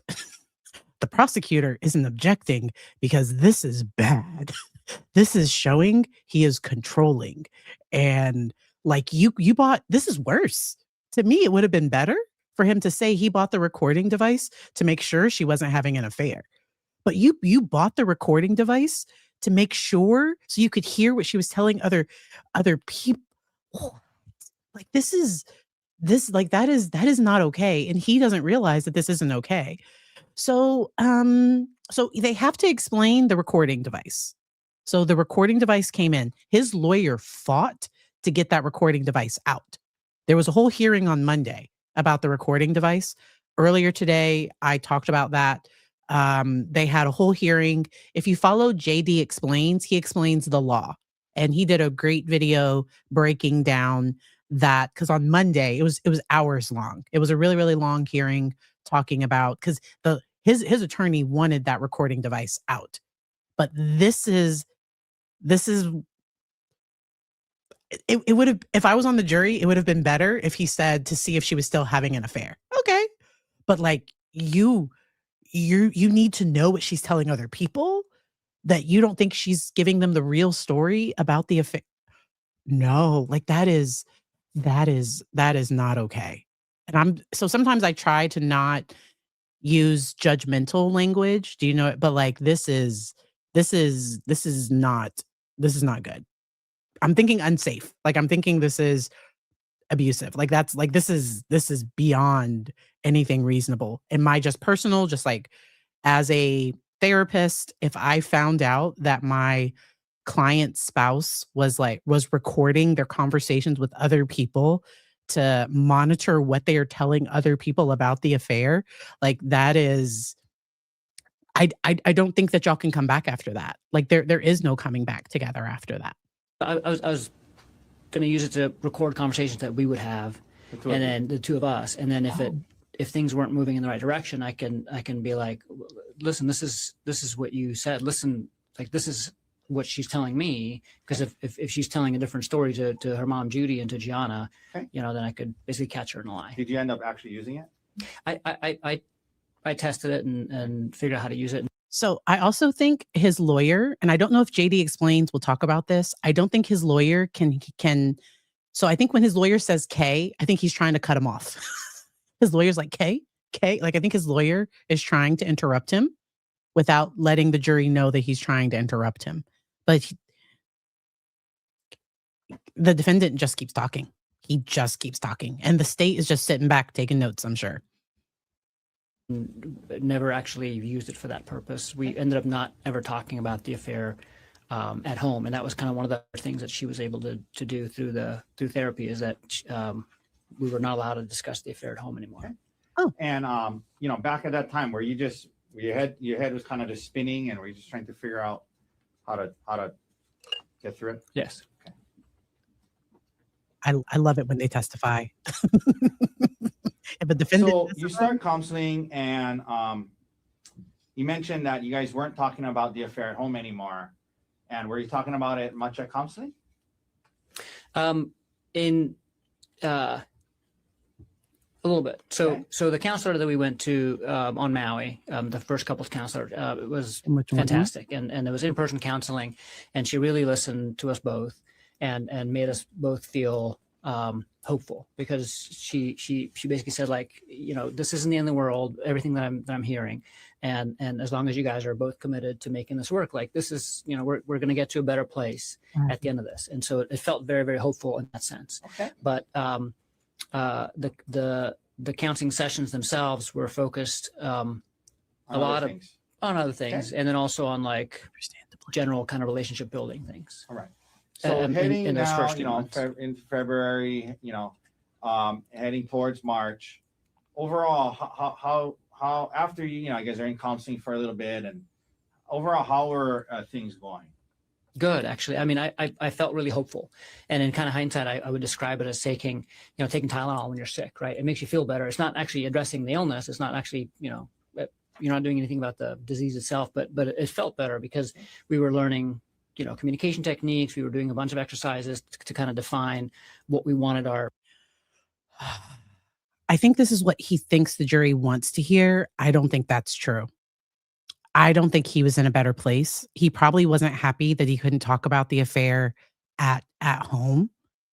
I don't know. That part doesn't sound right to me personally. Let me pull up the searches. Somebody asked about the searches earlier. So, yeah. Okay. So a lot of the Reddit searches were December, and then February 28th is when he starts searching for hikes. Okay. I don't know. Relationship to be like at the end of this, and things like that. And you We were weren't really also- you mentioned not talking too much about the affair at home. Yeah, and so we weren't allowed to talk about the affair at home either, so it kind of made home life easier, Okay. and So- in that sense too. Let me ask you this: heading into March, were you still committed to trying to make this work? Yes. heading into March, were you still hoping that you guys could work through it? Yeah.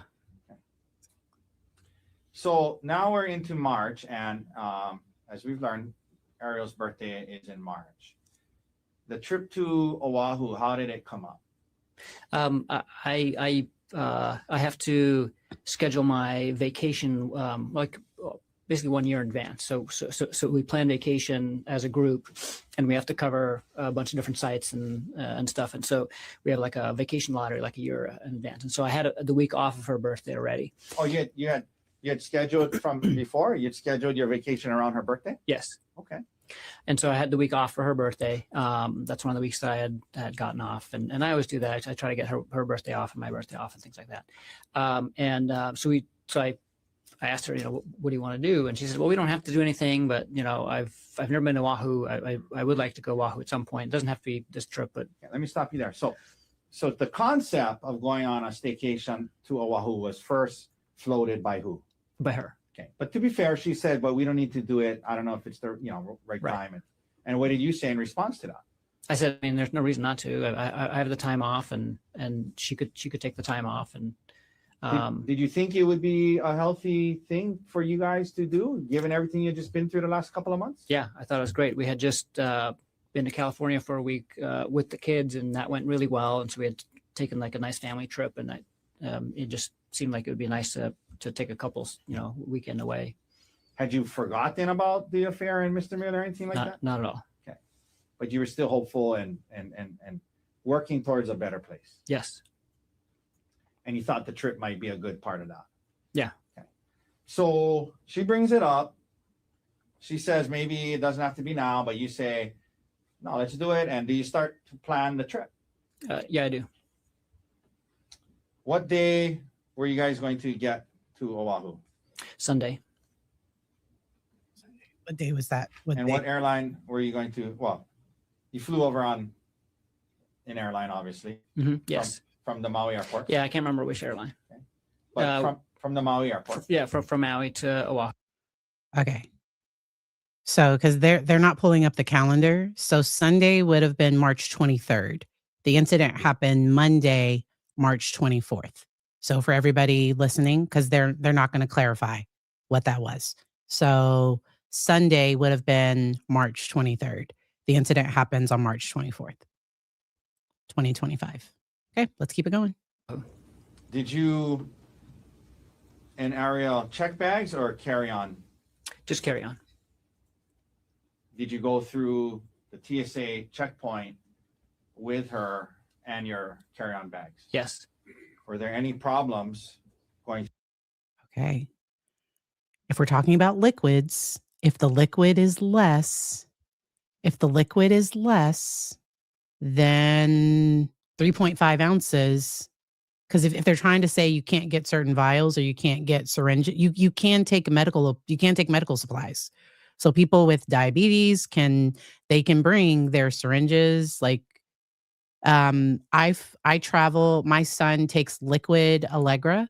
And so when I fly, I bring a regular size sometimes. Like I don't always have the travel size. And they might just like wipe the bag, but if it's medication, it can be more than 3.5 too. But I think that's what he's trying to get at. I haven't seen this part. We're reacting live. Oh, let's keep it going. Through the TSA checkpoint? Not at all. No, the bags weren't searched or anything. You land on Oahu on Sunday now, I think you said? Sunday morning. Sunday morning. What was planned for the first day? The first day, we were gonna do like a couple spa therapy, like massage, at the hotel, Okay. and then just walk around Waikiki and shop and just kind of explore Waikiki. And was that what you guys did? Yes. And how'd it go? It went great. Yeah. 1 second, Your Honor. This is 172. Your Honor, may I approach with what's been marked as Defense Exhibit 172? Yes. Okay, I want to show you this. Gerhardt, you recognize that? Yes. What is that a photo of? It's a photo of us at the hotel. Okay, on the day, this at the top it says March 23rd. Does this look like it was the day you guys got there? Yeah, this is right after we got there. Fair and accurate depiction of how you guys looked that day you got there? Yes. Your Honor, could I please move into evidence defense 172? Mr. Carter. No objection. Was it marked for identification as defendant's exhibit 172 is received as evidence? Could we please publish? Okay. Could we zoom in on the photo, Mr. Darks, please? This is going bad. So this is the day before March 24th. This is going worse than I thought it was going to go. So this is going bad on direct. I am waiting for cross-examination. I don't think cross-examination, because he's not going to. So these were the answers he was prepared for. And I don't think they're going very well. I don't think they're going very well.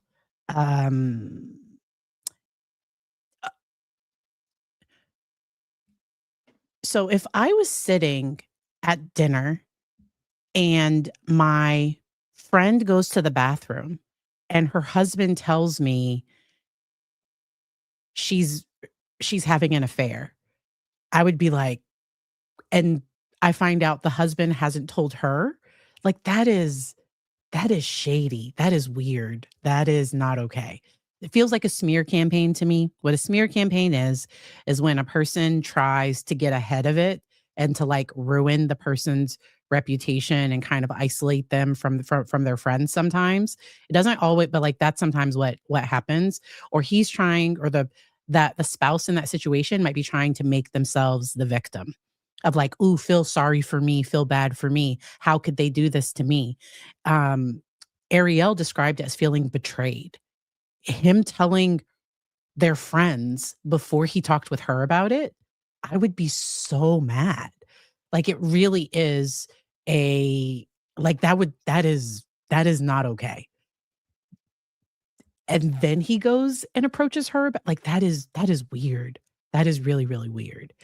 And then for him to be on the stand blasting that friend's, their alleged past affair and how they handled it. That's where it starts feeling transactional. Like he could use that friend's story to go into his narrative and help people and help things look a certain way. That's my sofa speculation. Okay. He is incarcerated. He is not out on bond. He's been incarcerated since I think the incident. He was not given bond because the victim survived. I think she would likely,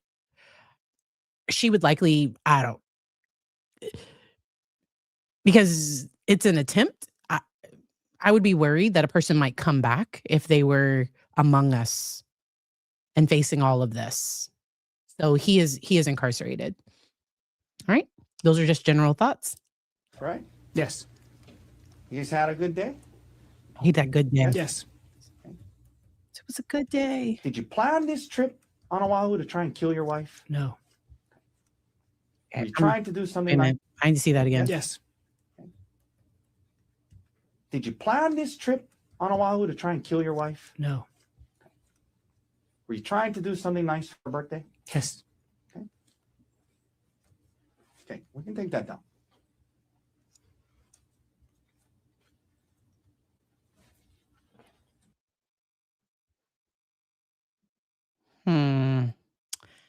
That emotion. So an emotion came up for him during that.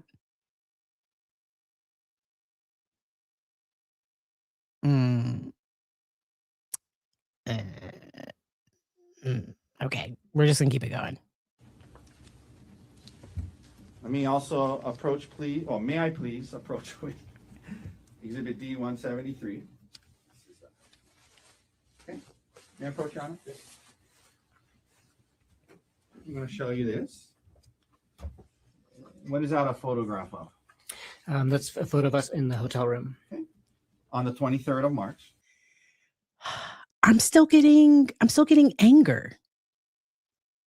Or maybe I'm sad I'm in this position. I don't know. I don't know. This is odd. Yeah, I get anger. I I don't get sad. But that's Yes. Was it an accurate depiction of how you guys looked the day before this incident? Yes. All right. Your Honor, I'd move to admit D-173. Mr. Barr, no objection. Was the mark for identification as defendant's exhibit D-173's received these evidence? May we please publish? Yes. Zoom in again. Is this the hotel room you guys are in? Yes. Okay, and this the day before the hike, yes? Yes. All right. We can take that now. so he was, because they kind of tried to show him now compared to then. I think he's lost weight in jail. And I'm not saying that to shame anybody or anything, but they were showing him now beside the police officer, the 300-pound police officer who played the D1 football. I thought that was hilarious because the football player was talking about how fast he was, and he was a defensive lineman. Because the officer that caught him, I was like, he must have been fast. Like the officer that caught him, I think he was likely very, very fast as well. All right, let's keep it going. Did you go to dinner the first night? Yes. Second day, you guys are going to be there.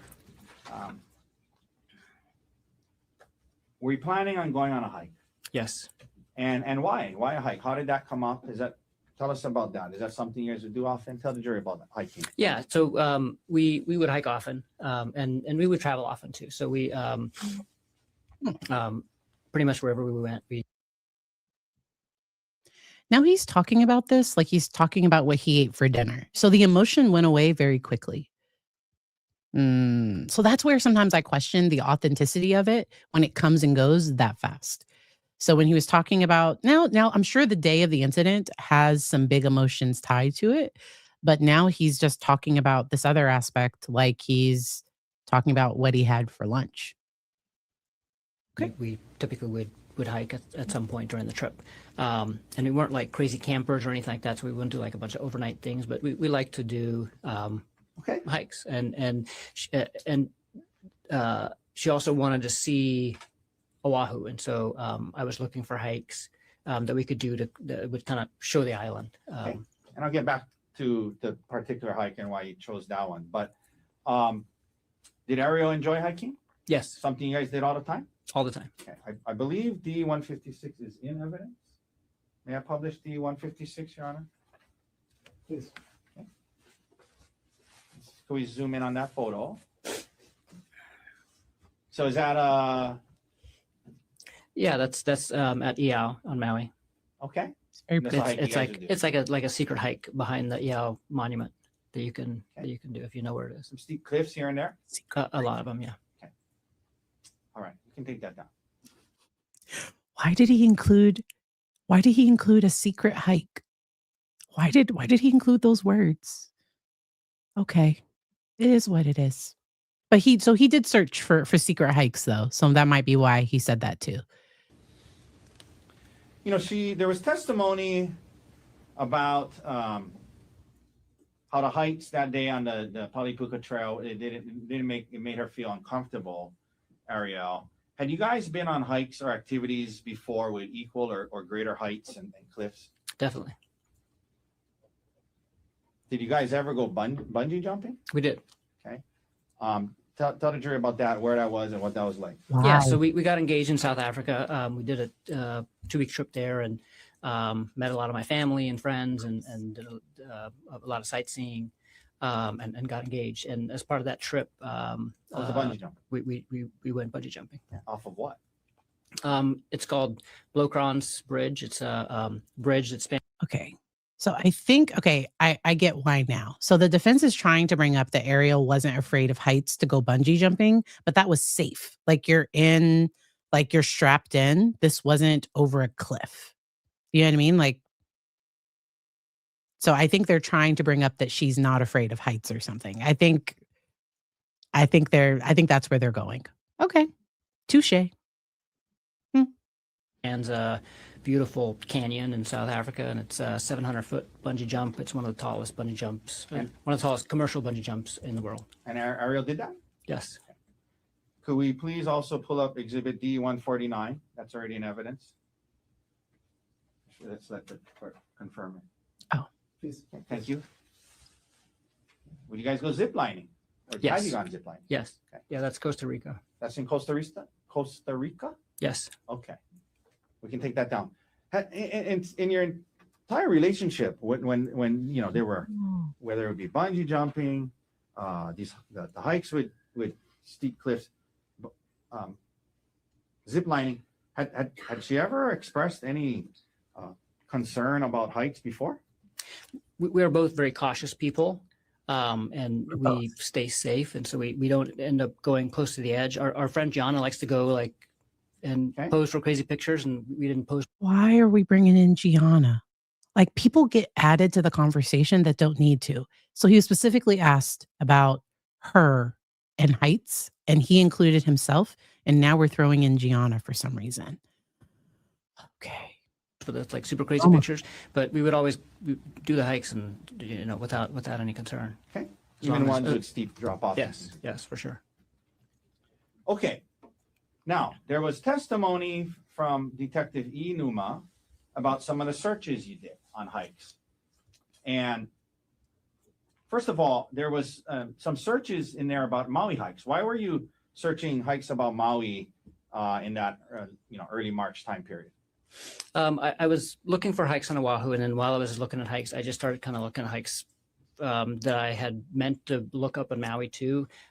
We hiked a lot on Maui, and had done all of the kind of the ones that are easier to find out about, and so we were talking to a bunch of people that are from Maui and getting recommendations for hikes. And so when I was looking up hikes, I was looking up some of the Maui hikes as well. I also looked up some hikes on Kauai that I'd heard about that I wanted to do in the future. Did you also hike with Emil All the time.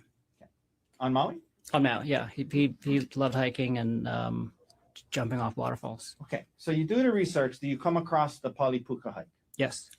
And what did you learn about it, and why did you choose that one? What were the things that made you choose that one over the other ones that you researched? It just seemed like a really cool spot that you end up in, where there's this hole in the mountain you can look through and take pictures. The hike itself seemed fun because it provided a bunch of great views, but it was also kind of close to Waikiki, and it wasn't too long of a hike.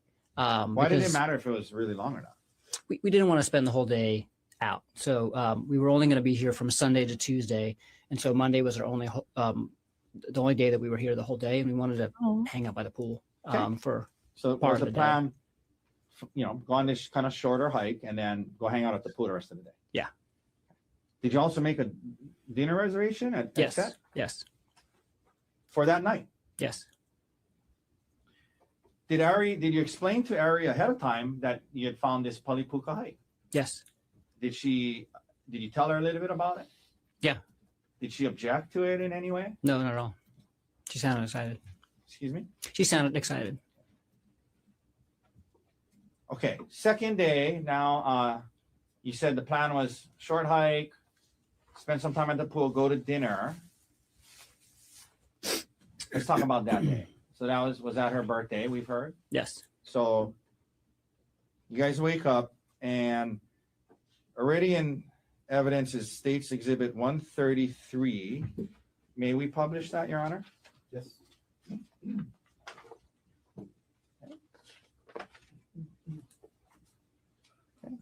Did you give her a birthday card that day? Yes. Yes. Okay, we're not going to read the whole thing, but did you mean the words you wrote in there? I did. We can take that down. If you don't follow, Guilty Words did a breakdown of the birthday letter or the birthday card, and I thought it was a really good video. So it's a YouTube channel called Guilty Words, and she will probably be doing a follow-up video on the defendant's testimony. There is so much. He says so many. There's so much here. So much. He is currently, I think, 47. He's 47. I'm 43 because he graduated from high school in, I think, 90 something. I think he's 40. I think he's 47. We're going to keep it going. Did you also get her a birthday present? I did. What did you get her? It was a necklace, like a Koa wood silver necklace. Okay. You wake up, what do you do before heading out to the hike? We had breakfast at the hotel, and then next door to the hotel was a bakery where we got some coffee and some pastries. Okay. What happened on the mountain? Yeah, What happened on the hike? 175. Yes. What is this a photo of? Well, do you recognize it? Oh, that's Ari at breakfast at the hotel. Okay. Is it a fair and accurate depiction of how she appeared on the day before you left for the hike? Yes. All right.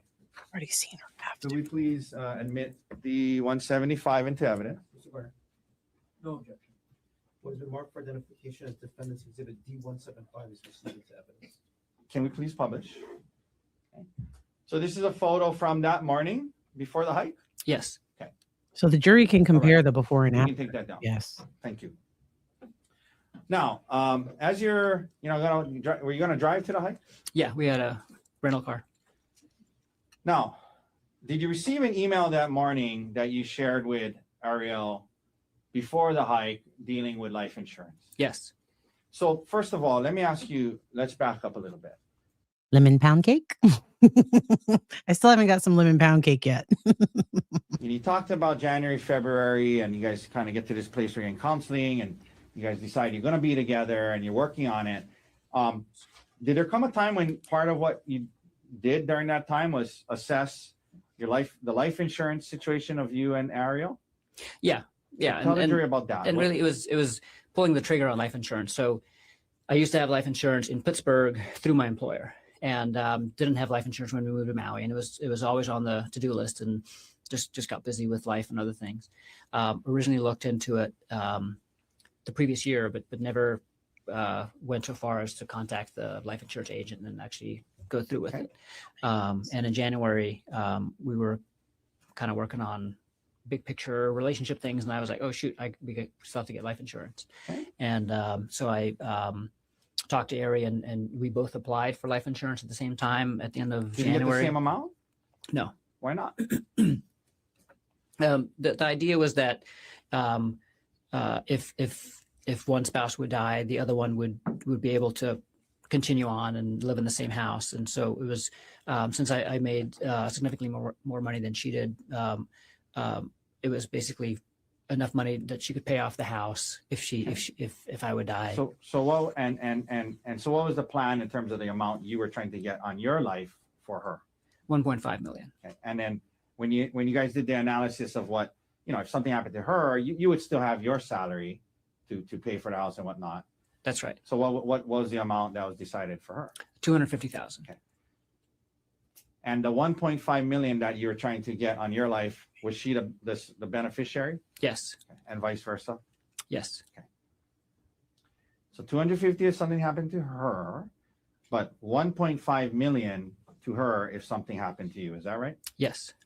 Now, when you went about securing the 1.5 million on your life for her, did it happen in two parts?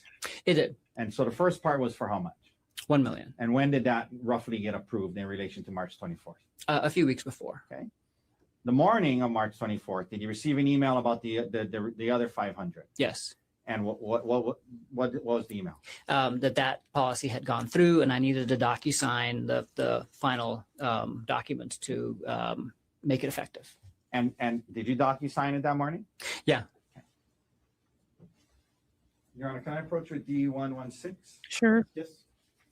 I want you to look at it, and a lot of pages to it, but just the first page.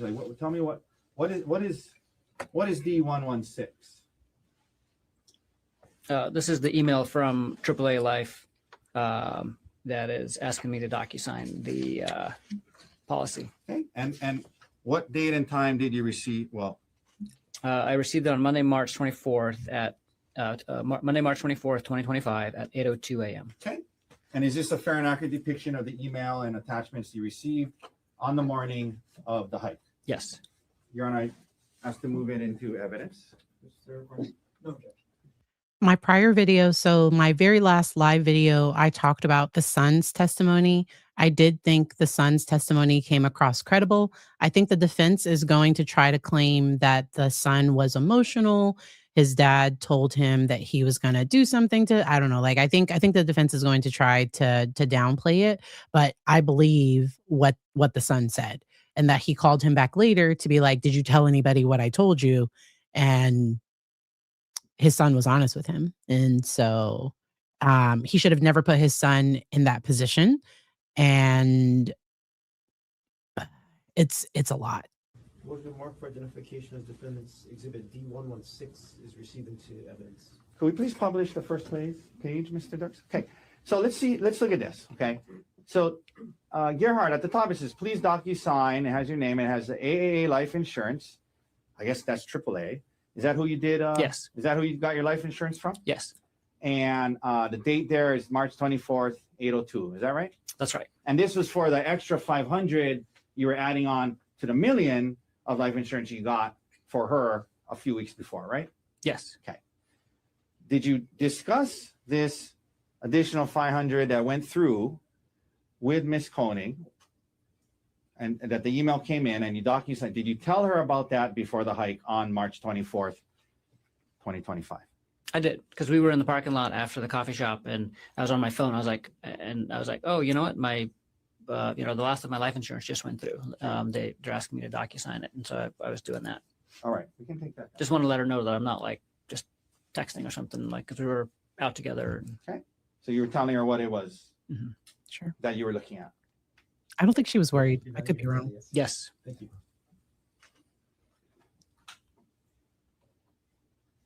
And so from that point on, if something happened to you and in an accident or whatnot, she would get $1.5 million, correct? That's correct.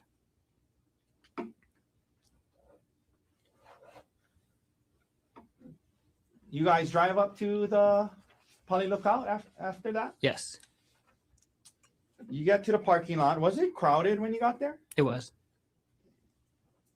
Did you guys go? What did you guys do first after you parked? We went to go. Actually, I think she went to the restroom first. And the porta But potties? no, there's a bathroom Okay. at the lookout, Okay. and then So he remembers what he's about to describe, right?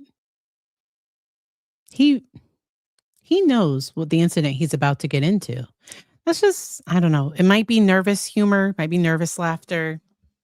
That might just be his personality. So, as an anesthesiologist, you would be calm under pressure in general. And so his cool, calm demeanor on being directly, his on direct examination from his lawyer, that does not surprise me at all. He seems giddy, happy to be on the stand, and I think he is glad to be telling his story. It was likely very hard for him to sit back and listen to everybody else say everything, and I think he's now wanting to get his part out. I don't think it's going to go well for him. I could be wrong. I don't think it's going to go well. I could be wrong, but I don't think so. I think this is bad. Because once again, I don't think plan A was the rock. I think plan A was to push her over, was during, pose for this selfie, and then to push her off the cliff. I think that was plan A. Plan B, I think there were some syringes and some medication. And then he's over explaining. I don't know if he's lying. There's just a lot of over explaining. There's a lot being said. So, all right, let's keep it going. and then we went to the lookout. You went to the lookout. Now, Miss Konig testified about this thing about how it looked like they were hikers trying to find the trailhead, and then you said, oh, wait, we want to be alone. Did that happen? No. How hard is it to find the trailhead? It's not hard if you know where it is. It's not marked with a sign or anything, but it's right behind the bright blue porta potties, and there's a permanent rock wall, and it's like rock, like kind of almost like an altar right there. So if you know what to look for, it's really. That doesn't seem easy to find. There's the porta potties, and then there's a rock wall, and then there's a blue that didn't sound like a big sign that says enter here.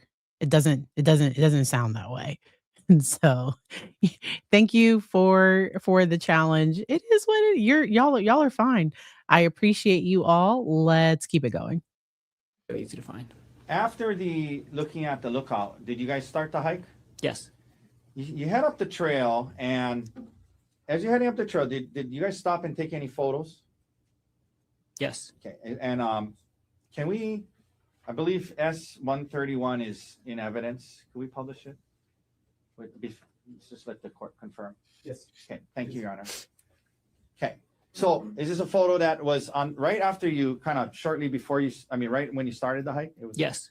And who posted that? Ari did. Okay, let's take that down. Now, you're continuing on the hike. What happens at some point? Well, did something happen that led to an argument? Yes. Tell the jury what happened that led to an argument. Well, first of all, how far up into the hike was it? Not very far. Just like 5 minutes. Like after about 5 minutes of hiking, you get to a part where it flattens out a bit, and the edge isn't like the cliffside isn't open, but there's a couple of spots where you can get to the cliffside if you wanted to. So we're kind of still in that area, the same area that picture was taken. Okay. And Ari says, "Hey, I need to talk to you about something. I'm working on this project with Jeff Miller, and I'm gonna need to travel with him again, and I need you to be okay with that. Is that okay?" Okay. And so she was kind of telling you like, hey, there's just things at work going on. I need you to be okay with this. And asking you to trust her. Yes. Okay.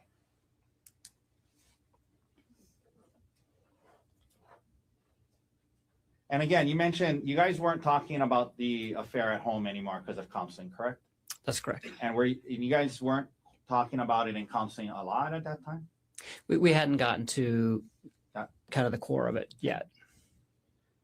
So she brings this up. What is your reaction to it? I'm very surprised. Yeah. Were you upset and angry? I wasn't angry. I was surprised and. His lawyer is asking him if he was angry because I think he knows the state is going to ask him that exact same thing. I think he's trying to get ahead of where the state might go. He was mad. Y'all know he was mad if that happened. And I don't even know if that would be true. Why would she? It's her birthday. I don't know that would even happen. I need Arielle to come back up on the stand and say if any of that was true. I don't know if that's true. It might be, but this version, this doesn't make sense to me, but we're going to keep it going. And upset and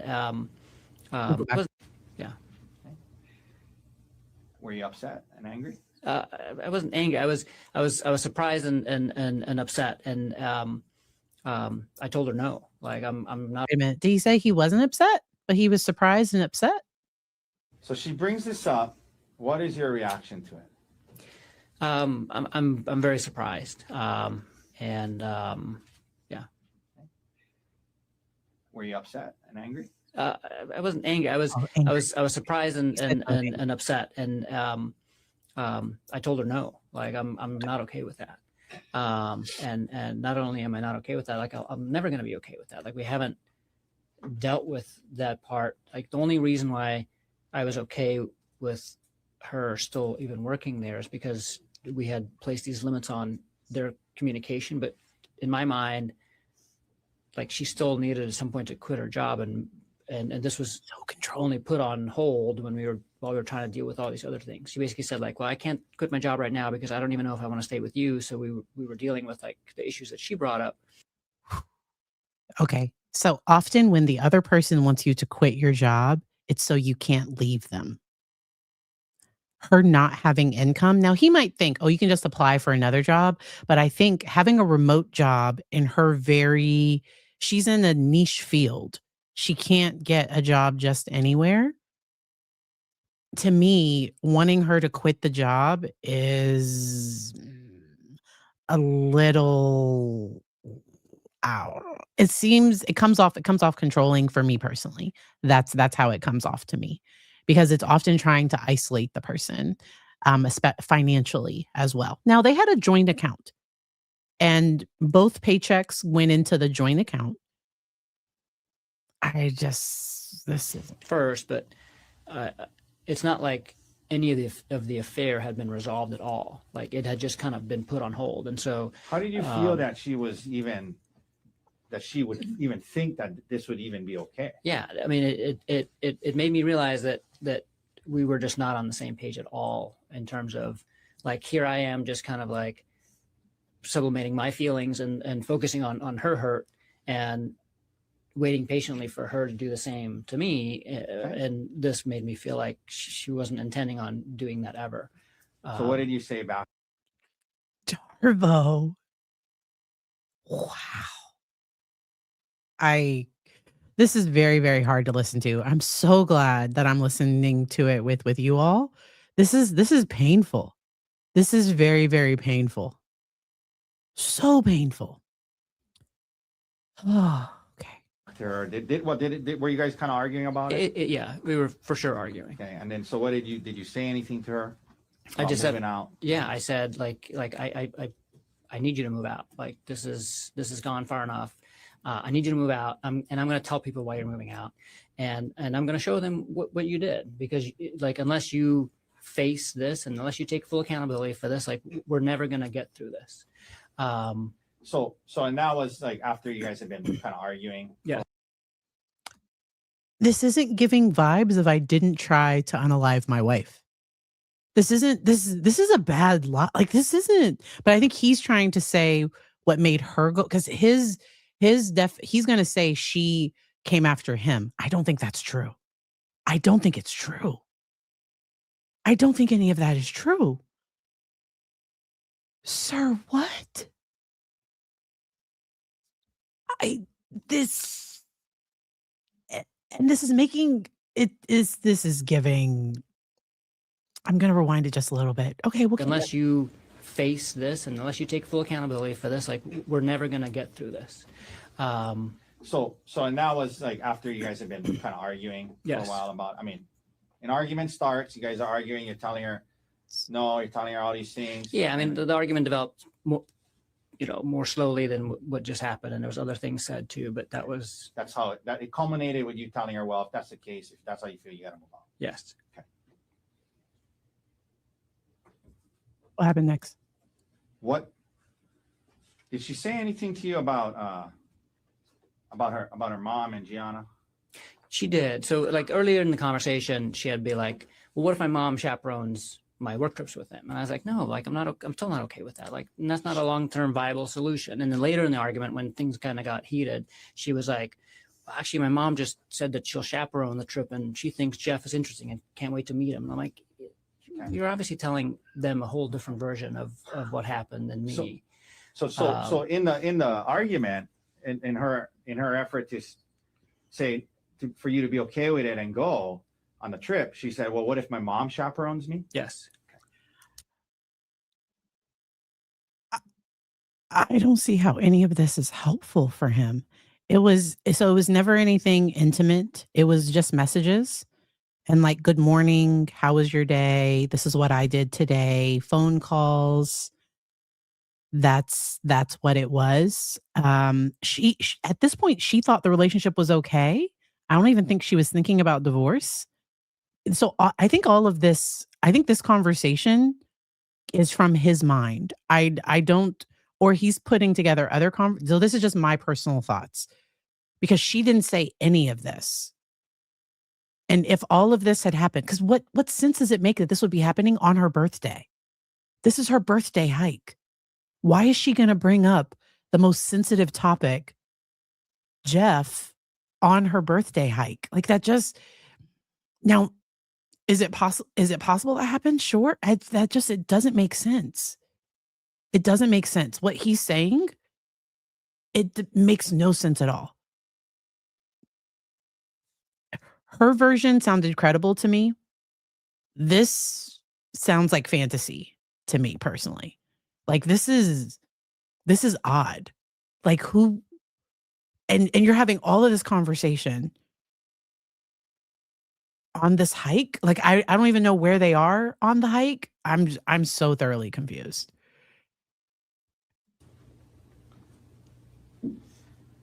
After, you know, it comes to this point in the argument where you say, well, you know what, you got to move out there. I'm going to tell everybody what you did.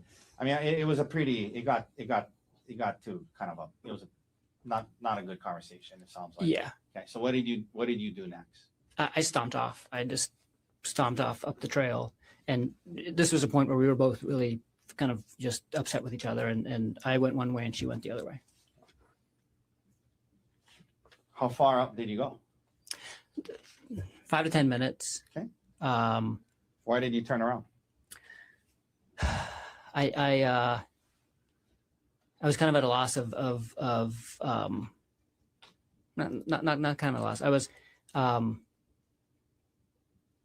just didn't want to be there. Like did it make sense for you to keep going on this hike? No. I like 5 to 10 minutes in, I was like realizing kind of where I was, and I was like, in my opinion, just watching this, he looks so angry. He looks angry talking about this. And I don't think it happened this way. So what she described is that they were hiking up. It started to get to be a little bit difficult, and she just said, "No, thanks. And, you know, I'll wait here." He decided to go up, and then they took a picture together, and she's holding on to the tree. And then like weird stuff starts happening. Like this version does not make any sense. Lisa says contempt. Like this it doesn't make sense. He has a lot of words, but it doesn't make sense. He is in custody. He's been in custody since the incident. Yes.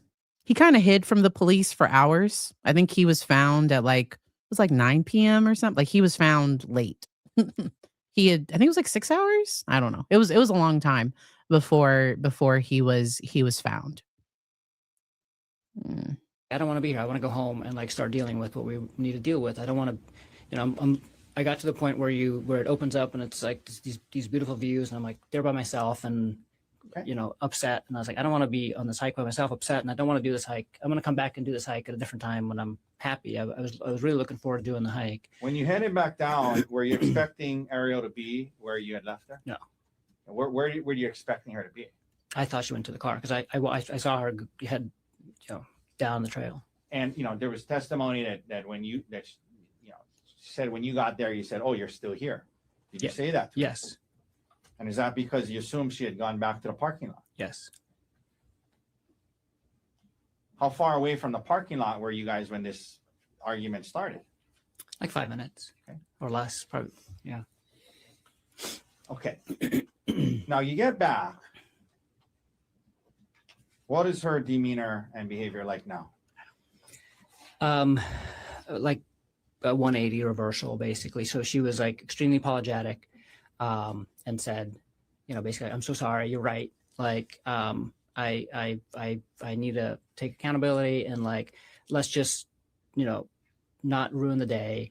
I don't want to ruin the day. I don't want to ruin our trip, and let's keep talking about this in therapy." And she said, like, you know, I won't travel with Jeff. Did you guys end up taking a selfie? Yeah. First, she was like, again, like almost manic, like super happy, and was trying to basically. Did this man have the nerve to call her manic? What? This is so hard to listen to. So hard.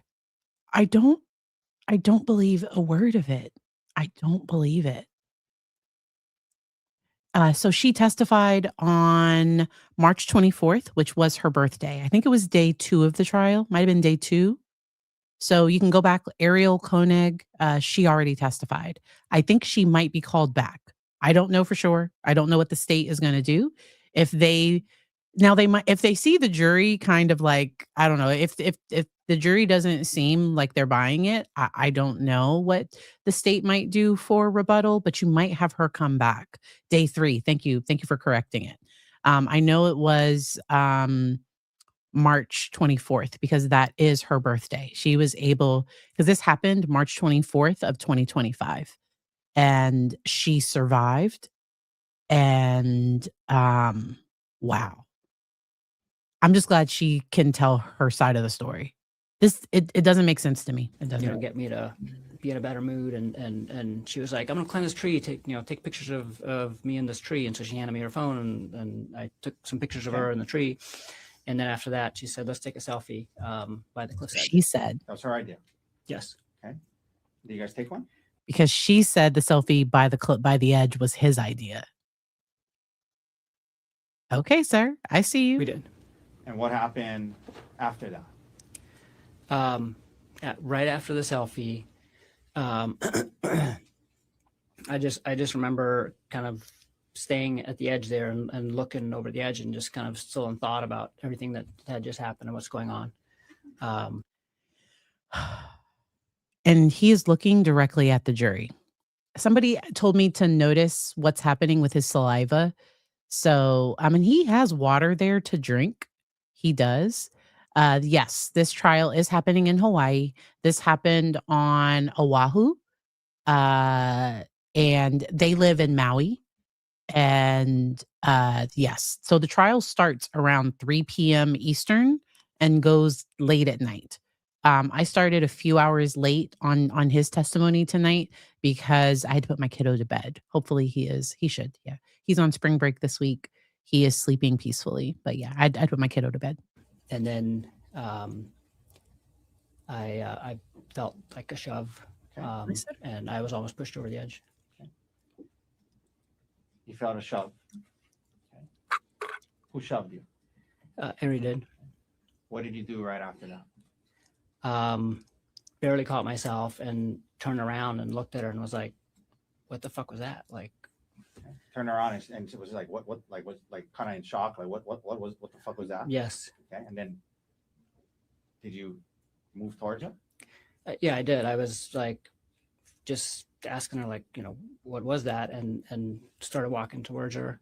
Because at this point, she was like 5 or 10 feet away from me. Okay. So you walked towards her. And you mentioned when you're walking towards you, where were your hands? Out. Okay. Now, did you get close to her? Yes, eventually, yeah. Well, And by the way, when you start walking towards her, is she saying anything? Not initially, but I turn around and I'm asking her, like, what the hell's, what the fuck just happened and what's going on? And as I'm starting to walk towards her, she starts yelling. She starts yelling. Yeah, help me, help me. And then what happens? And then I just keep walking to her, like, what are you doing? And I get her, like, why are you screaming? Yeah, what are you doing? And I get to her and I'm like,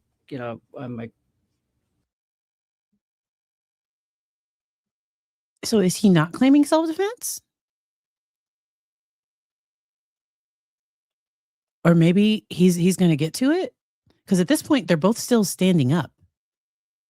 The people heard, help me, and he was on top of her. So that's all going to happen in the next few seconds. He was on top of her, hitting her with a rock. After the help me. This doesn't make sense. Okay, I got to press play. Touching her, just putting my hands on her arms. And I was like, what are you doing? What's going on? What happens then? She keeps yelling and she kind of grabs my wrists and throws herself on the ground and pulls me down with her. So now you guys are on the ground? Yes. Okay. When you're on the ground, what starts to happen? She's holding on to me and I'm trying to figure out what's going on, but I'm also at this point trying to let go of, like, trying to get free because she's like actively holding on to me. Like she has her leg like wrapped around one of my legs and like is actively holding on to me and is yelling. And so I'm trying to, get free, and I get my one arm free and I try to use it to get my other arm free, and she grabs me by the testicles. And okay. Let me stop you there. Did you ever, in the course of this whole thing you described so far, ever try to pull her towards, push her off, or drag her towards the cliff's edge? No, not at all. Okay. So you're on the ground. She's kind of holding on to you. You guys are, would you just kind of like a scuffle going on? Yes. Okay. And her legs wrapped around you. Yes. You mentioned we got right up to the point where you said she grabbed your testicles. Is that right? Yes. How hard did she grab it? Probably hard. I mean, this was, yeah, like Pretty hard. she like was holding on to me by my testicles, basically, like that hard. Okay. Did she grab it and let go, or did she grab it and hold on? She grabbed it and held on. That's probably true. Now,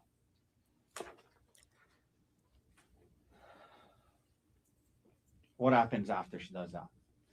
Then I try to free my testicles, and so I'm like thrashing with, and I get both hands free, and I'm trying to get her to let go of my testicles, and then she hits me with a rock on the side of the face.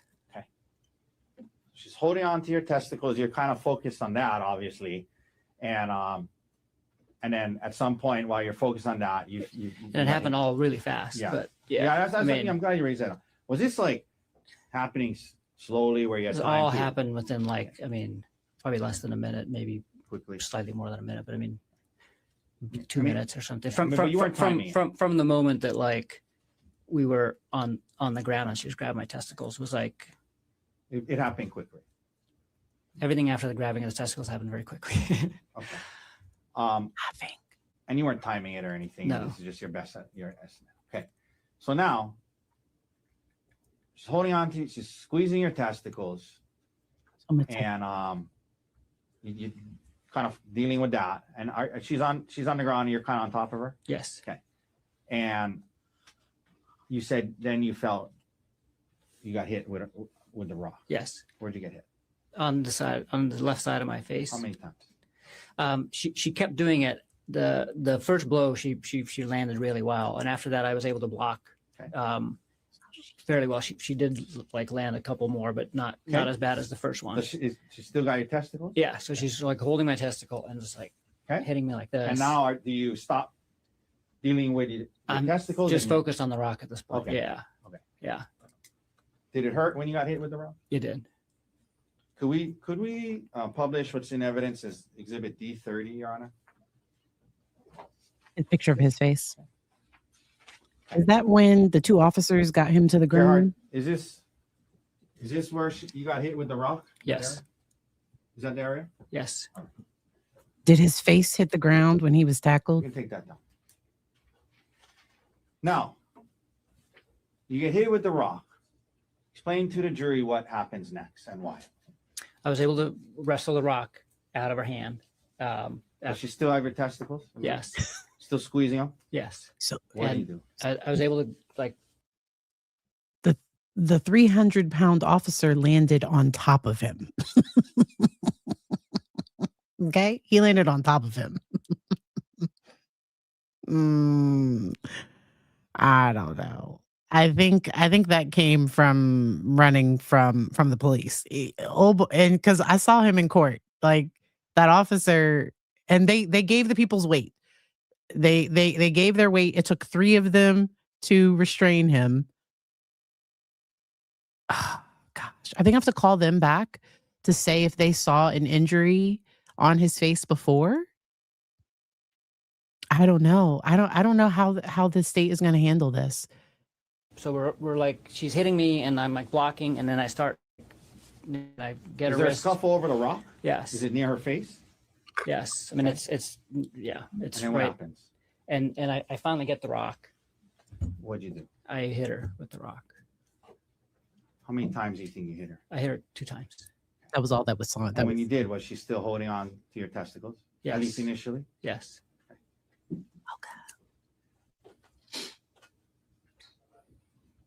Why did you hit her? Why did you react that way? Just on instinct to defend myself. How fast was this all happening? Pretty fast? Really fast. Where are the tears coming from? In between when she hit you with the rock and in between the time she hit you with the rock and when you hit her with the rock, were you able to safely retreat and get away from her? No. Yeah. Why not? She was holding on to me. Including your testicles? Yes. Did you hit her in the face or the eye with the rock? No. Where you said 2 times, where did you hit her? On the side of the head. So we've seen these photos of the stellate laceration. You caused that by hitting her, right? Yes. Did you continue to hit her after those 2 hits? No. And why not? Because she stopped fighting. She let go of my testicles, and I was Okay. able to stand up. And then you stopped. Yes. You know, there was testimony about the 2 witnesses. Did you stop hitting her because the witnesses showed up? No, I didn't know that they were there until after I stood up. We also have the witnesses' testimony too, that like, because she got away and he just kind of stayed there. And the witnesses focused on her and brought her down. Did you see blood? Yes. Was there a lot of blood? There was a lot of blood. Did you see her kind of scoot down towards the witnesses? Yes. Did you try to stop her in any way? No. You let her get to them. Yes. Let her? Did you hear her yelling to the witnesses, he's trying to kill me? Yes. Gerhardt, did you have any syringes on the mountain that day? No. Did you try to poke her or stab her with any syringes? No. They didn't recover any. Okay. Now, Gerhardt, she scoots away. She's now with the 2 witnesses. You see a lot of blood. What do you physically do next?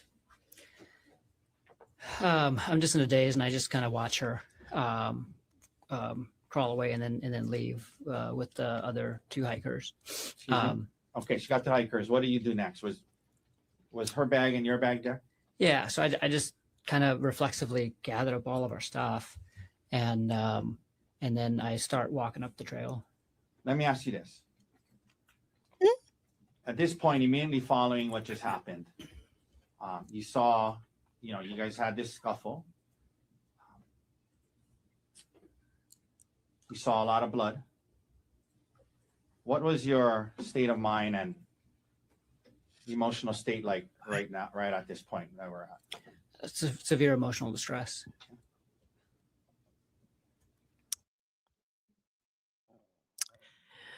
That sounds like a medical answer. Severe emotional and he is a medical doctor. I don't know that that's an answer a layman would give. I don't know that that's something somebody would say. It's just this is painful. But he's in distress. She's the one that needs plastic surgery to fix, but he's in all this distress. I hope the jury wrote down Darvo. I hope they did. How did you feel at that time about the fact that you had responded and defended Horrible. yourself? Let me finish the Horrible. question. Sorry. How did you feel about the fact that even though you say it was, you were defending yourself, how did you feel about that she was bleeding? I felt horrible. Did you ever plan on hurting her that day? No. Did you ever want to hurt her that day? No. You reacted to defend yourself in the heat of that moment. You said yes, Yes. Still looks mad. but did you still feel bad about it? Yes.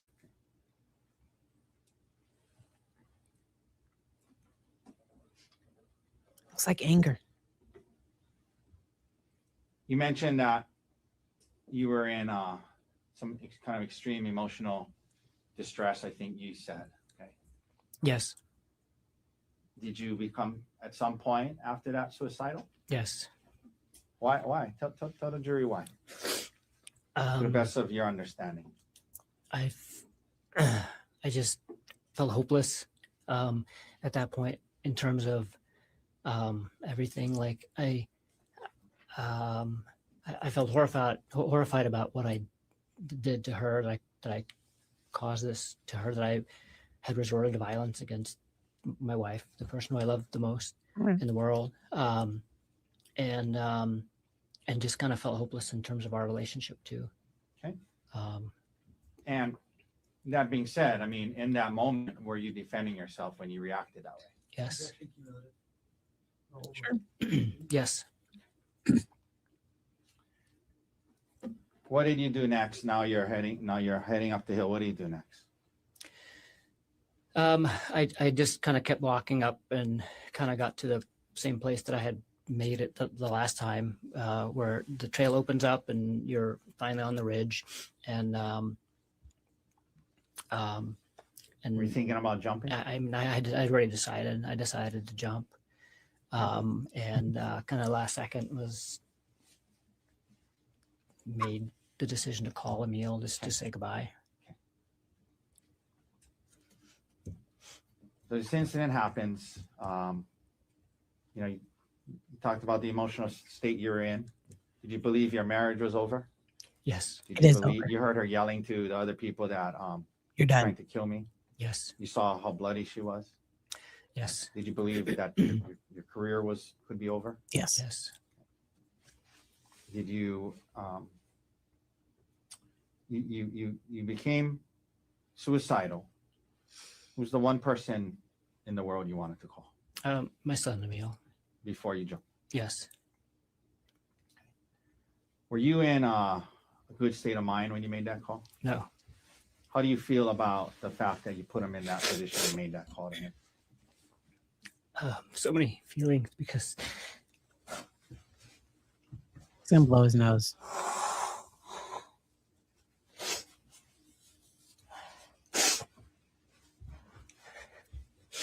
he saved my life that day. Also, Wow. convinced you not to jump? He saved my life that day, but I put him in this position where he is now, where he thinks I tried to kill her. And for the last year, he's thought that. And We heard him yesterday only refer to you as the defendant and not as dad. yes. Can you blame him? Sorry, one second. He's turning away. I don't see tears. Y'all see tears? No, I don't blame him. I mean, I don't know. There might be. I had such good intentions of calling him, but In the sense that you wanted to say goodbye. I wanted just to say goodbye and tell him how he's an amazing person, and He didn't say that. should live his life to the fullest. And, He didn't say that either. Okay, let me stop you there. Okay, Okay. let's talk a little more specifics about the call. Okay. First of all, where were you when you faced? Well, was it a FaceTime? it was FaceTime, yes. Okay. Where were you when you did this FaceTime? It was this where the trail wasn't right next to the cliff edge, because the cliff edge at that point wasn't really an edge. It was like a 10-foot kind of sloped part, and then the edge. And so I was basically between the cliff edge and the trail, kind of hanging on to the side of the mountain. Was it a pretty kind of steepish area? Very steep. And were you kind of like on the side of the mountain? Mhm. So you gotta. Yes. Sorry. Okay.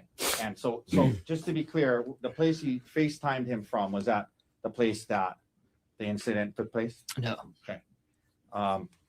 On the FaceTime, would it have looked like you were on kind of the edge of a mountain? Yes. Were you on speakerphone? Yes. I mean, like holding it where he could see your face? Yes. No. And I showed him the view and where I was. Like, There was testimony from police officers. That is weird. That is weird if he did that. If he did that, that is weird. That is really weird. So this is just all very strange and very odd. I'm going to break it down tomorrow.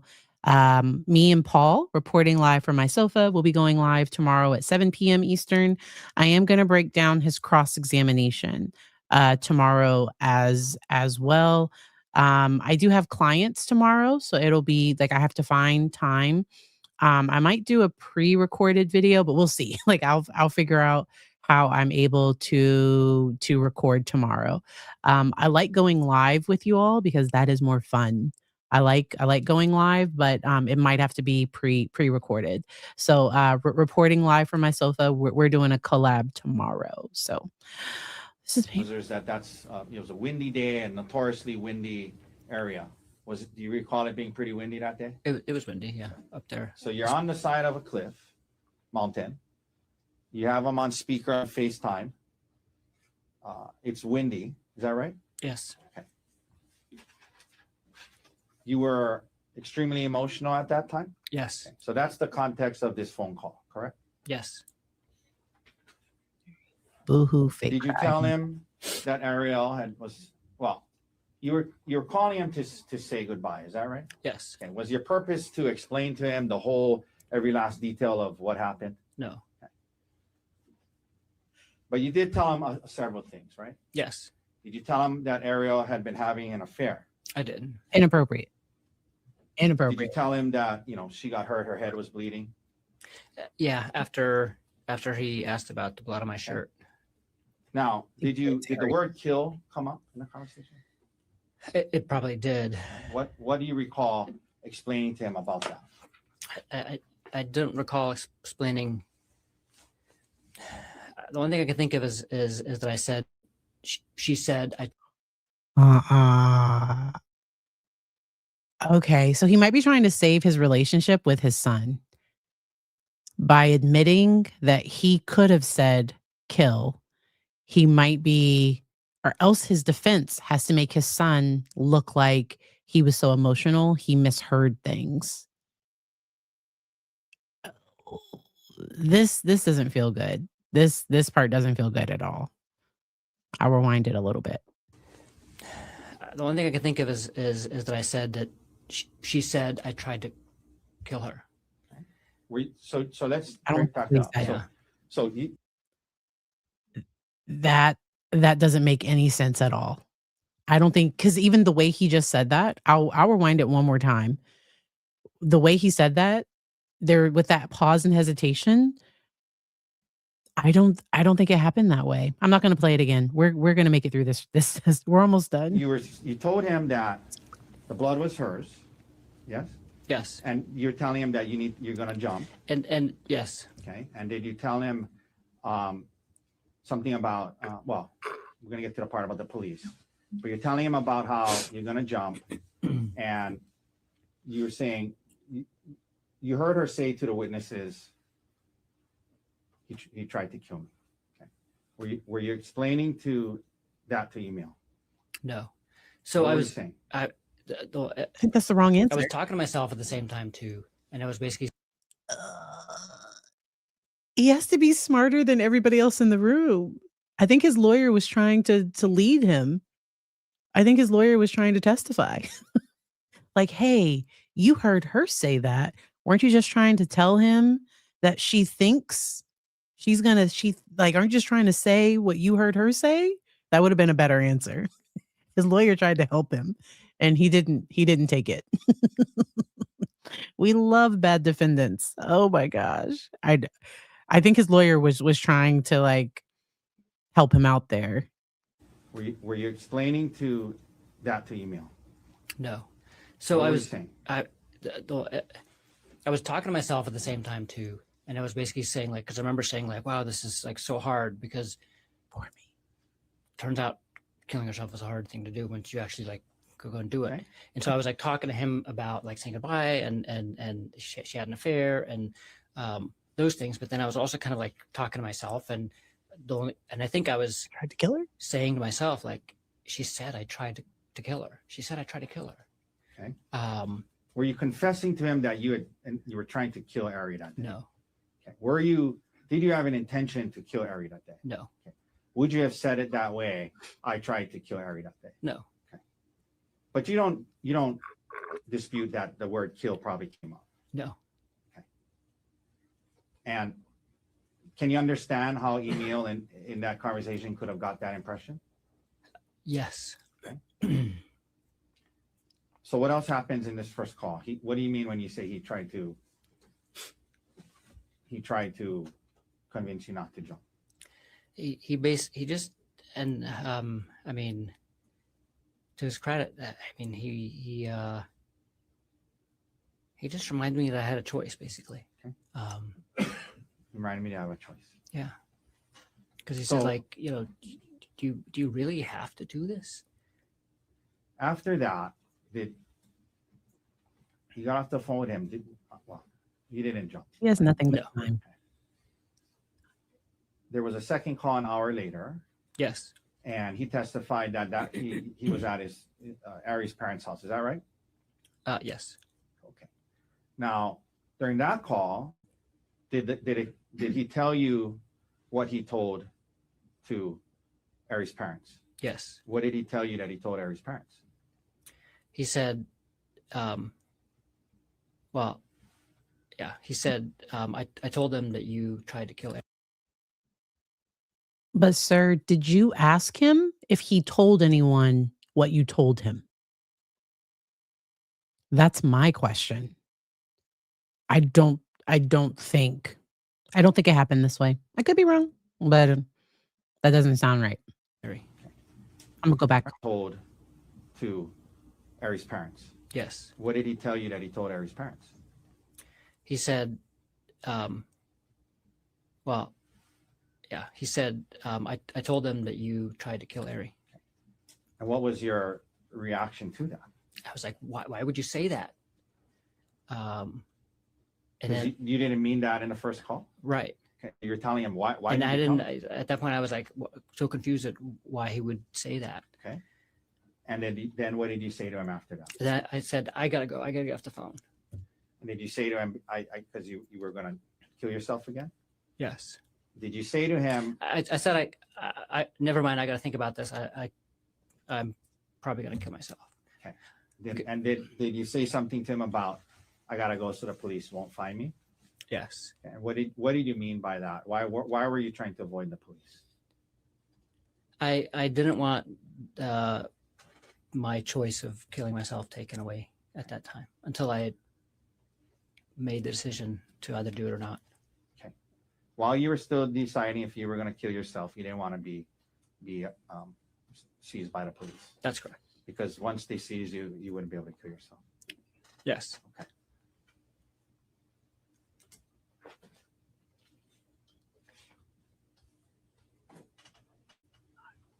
After the second call, what did you do? I just stayed on the mountain, kind of in the same general area.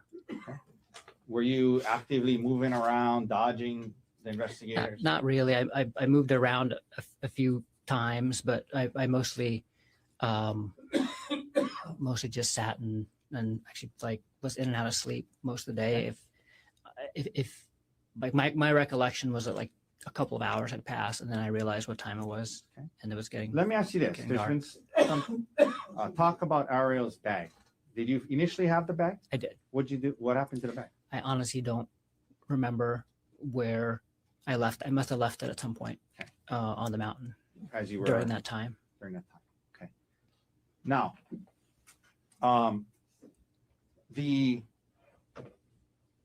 your bag that you had with you. Yes. What did you use that bag for? On this bag. Did you initially have the bag? I did. What'd you do? What happened to the bag? I honestly don't remember where I left. I must have left it at some point. I don't think that's true.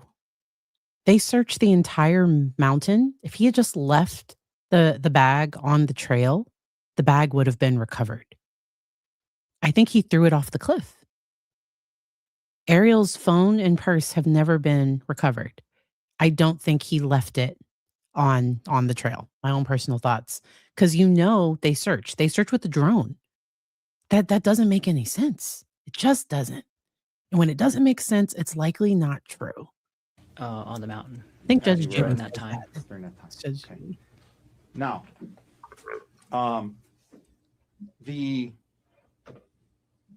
your bag that you had with you. Yes. What did you use that bag for?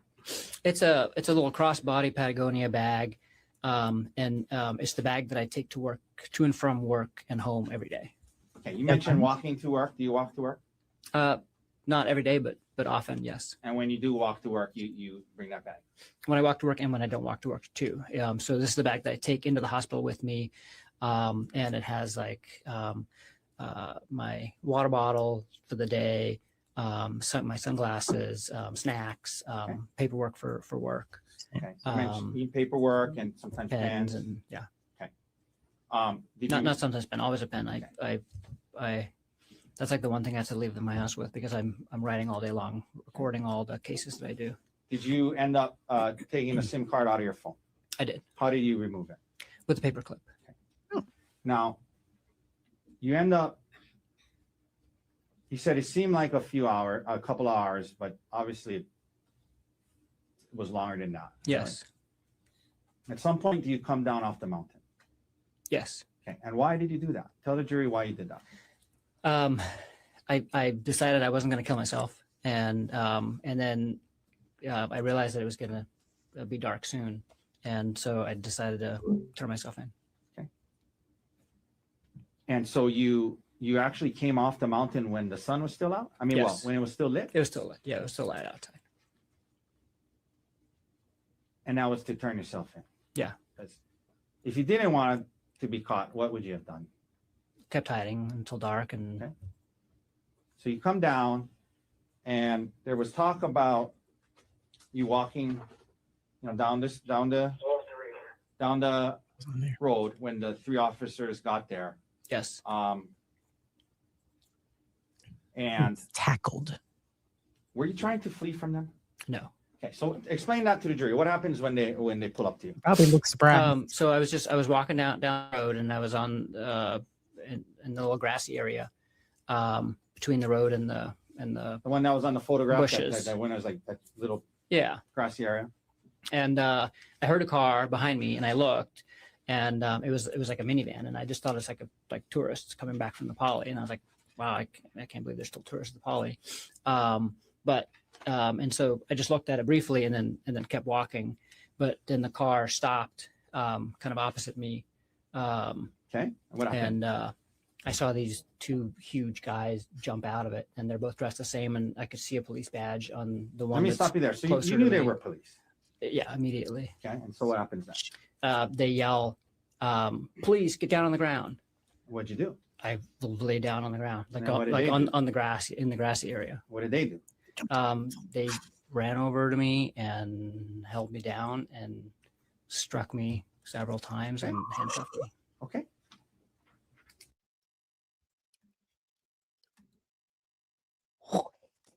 Is that where your injuries came from? They struck you several times? Where? I don't was it on your face?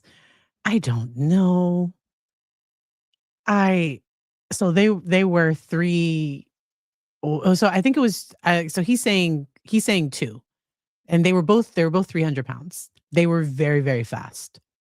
One played D1 defensive line. He wasn't the one that tackled him. It was the other guy. And we did not get to hear about the other guy's sports, but he probably played football too. I don't know that for sure, but I would suspect. I would suspect. Okay, so I have a dark sense of humor, okay? Nancy, if you are catching up, there's a lot of testicle stuff. And I don't know that she could physically, like, unless he has really high balls. Like, how is she hitting him in his head? And I don't know. Because I think she's smaller than him. None of his testimony made any sense. We're gonna get through it.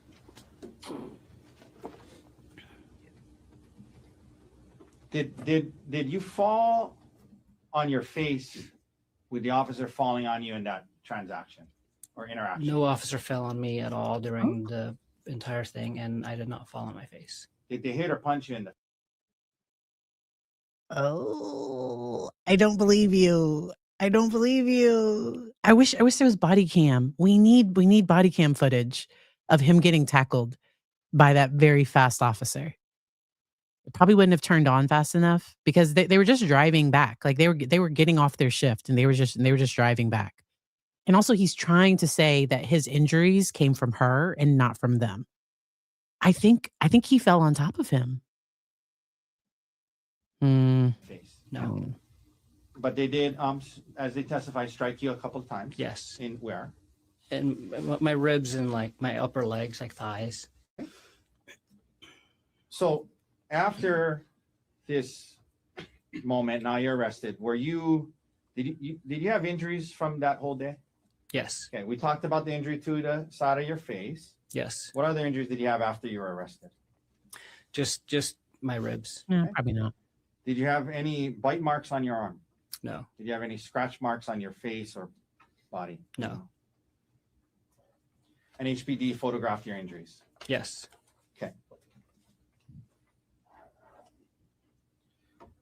Now, some additional questions, and we're getting close to the end of my examination, Gerhardt. I know it's been a long day. Your work bag on Maui. Well, let me ask you this before I go there. The bag that you had on, Yes. on the hike, did you see the big blood stain on the back of your shirt? Yes. What was that from? It's from the bag Okay, that I was. explain that. So during the scuffle,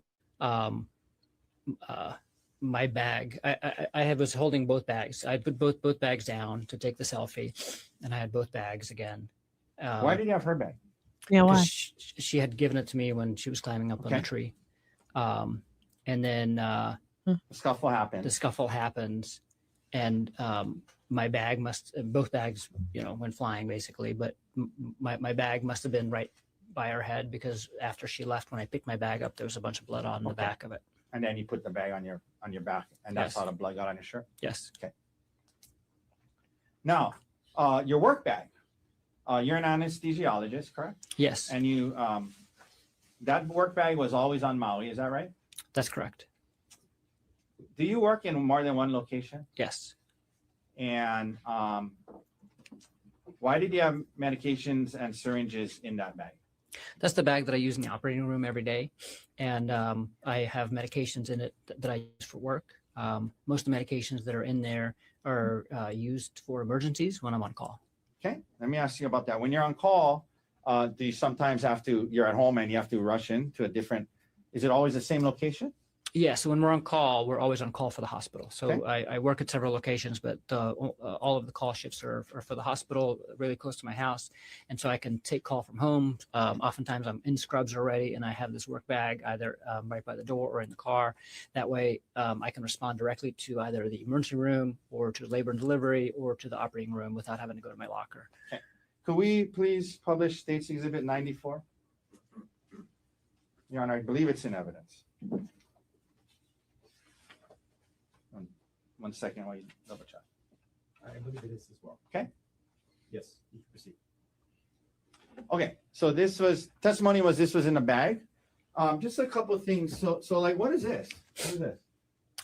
Those are bag of saline. The one on the left is still sealed, and the one on the right has medication in it. Okay, and Medication. this is a stethoscope. Is that right? Yes, What is this thing up here? This and that.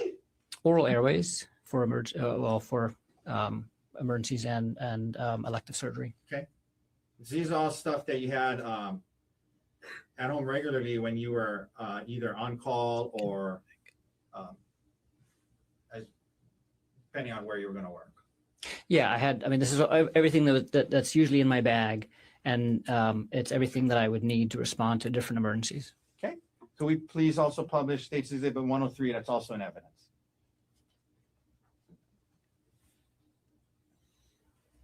Okay. This was also in your bag, according to them. Is that your work ID? Yes. The last shift you had before this trip, we can take that down. Where had you been working? At the hospital, Okay. Do you remember in what unit? labor and delivery. So after that shift, would it be normal for you to have that bag? Yes, And why is that? because I keep the bag with me for the entire shift. It's a 24-hour shift. I start at 7 a.m. and I keep going until 7 a.m. the next day.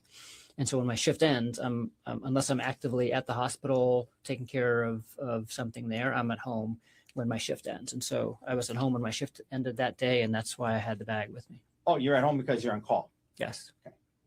Now, prior to this trip to Oahu, did Arielle know about this bag and the fact you had medication syringes in it? Absolutely. I've had it at home often.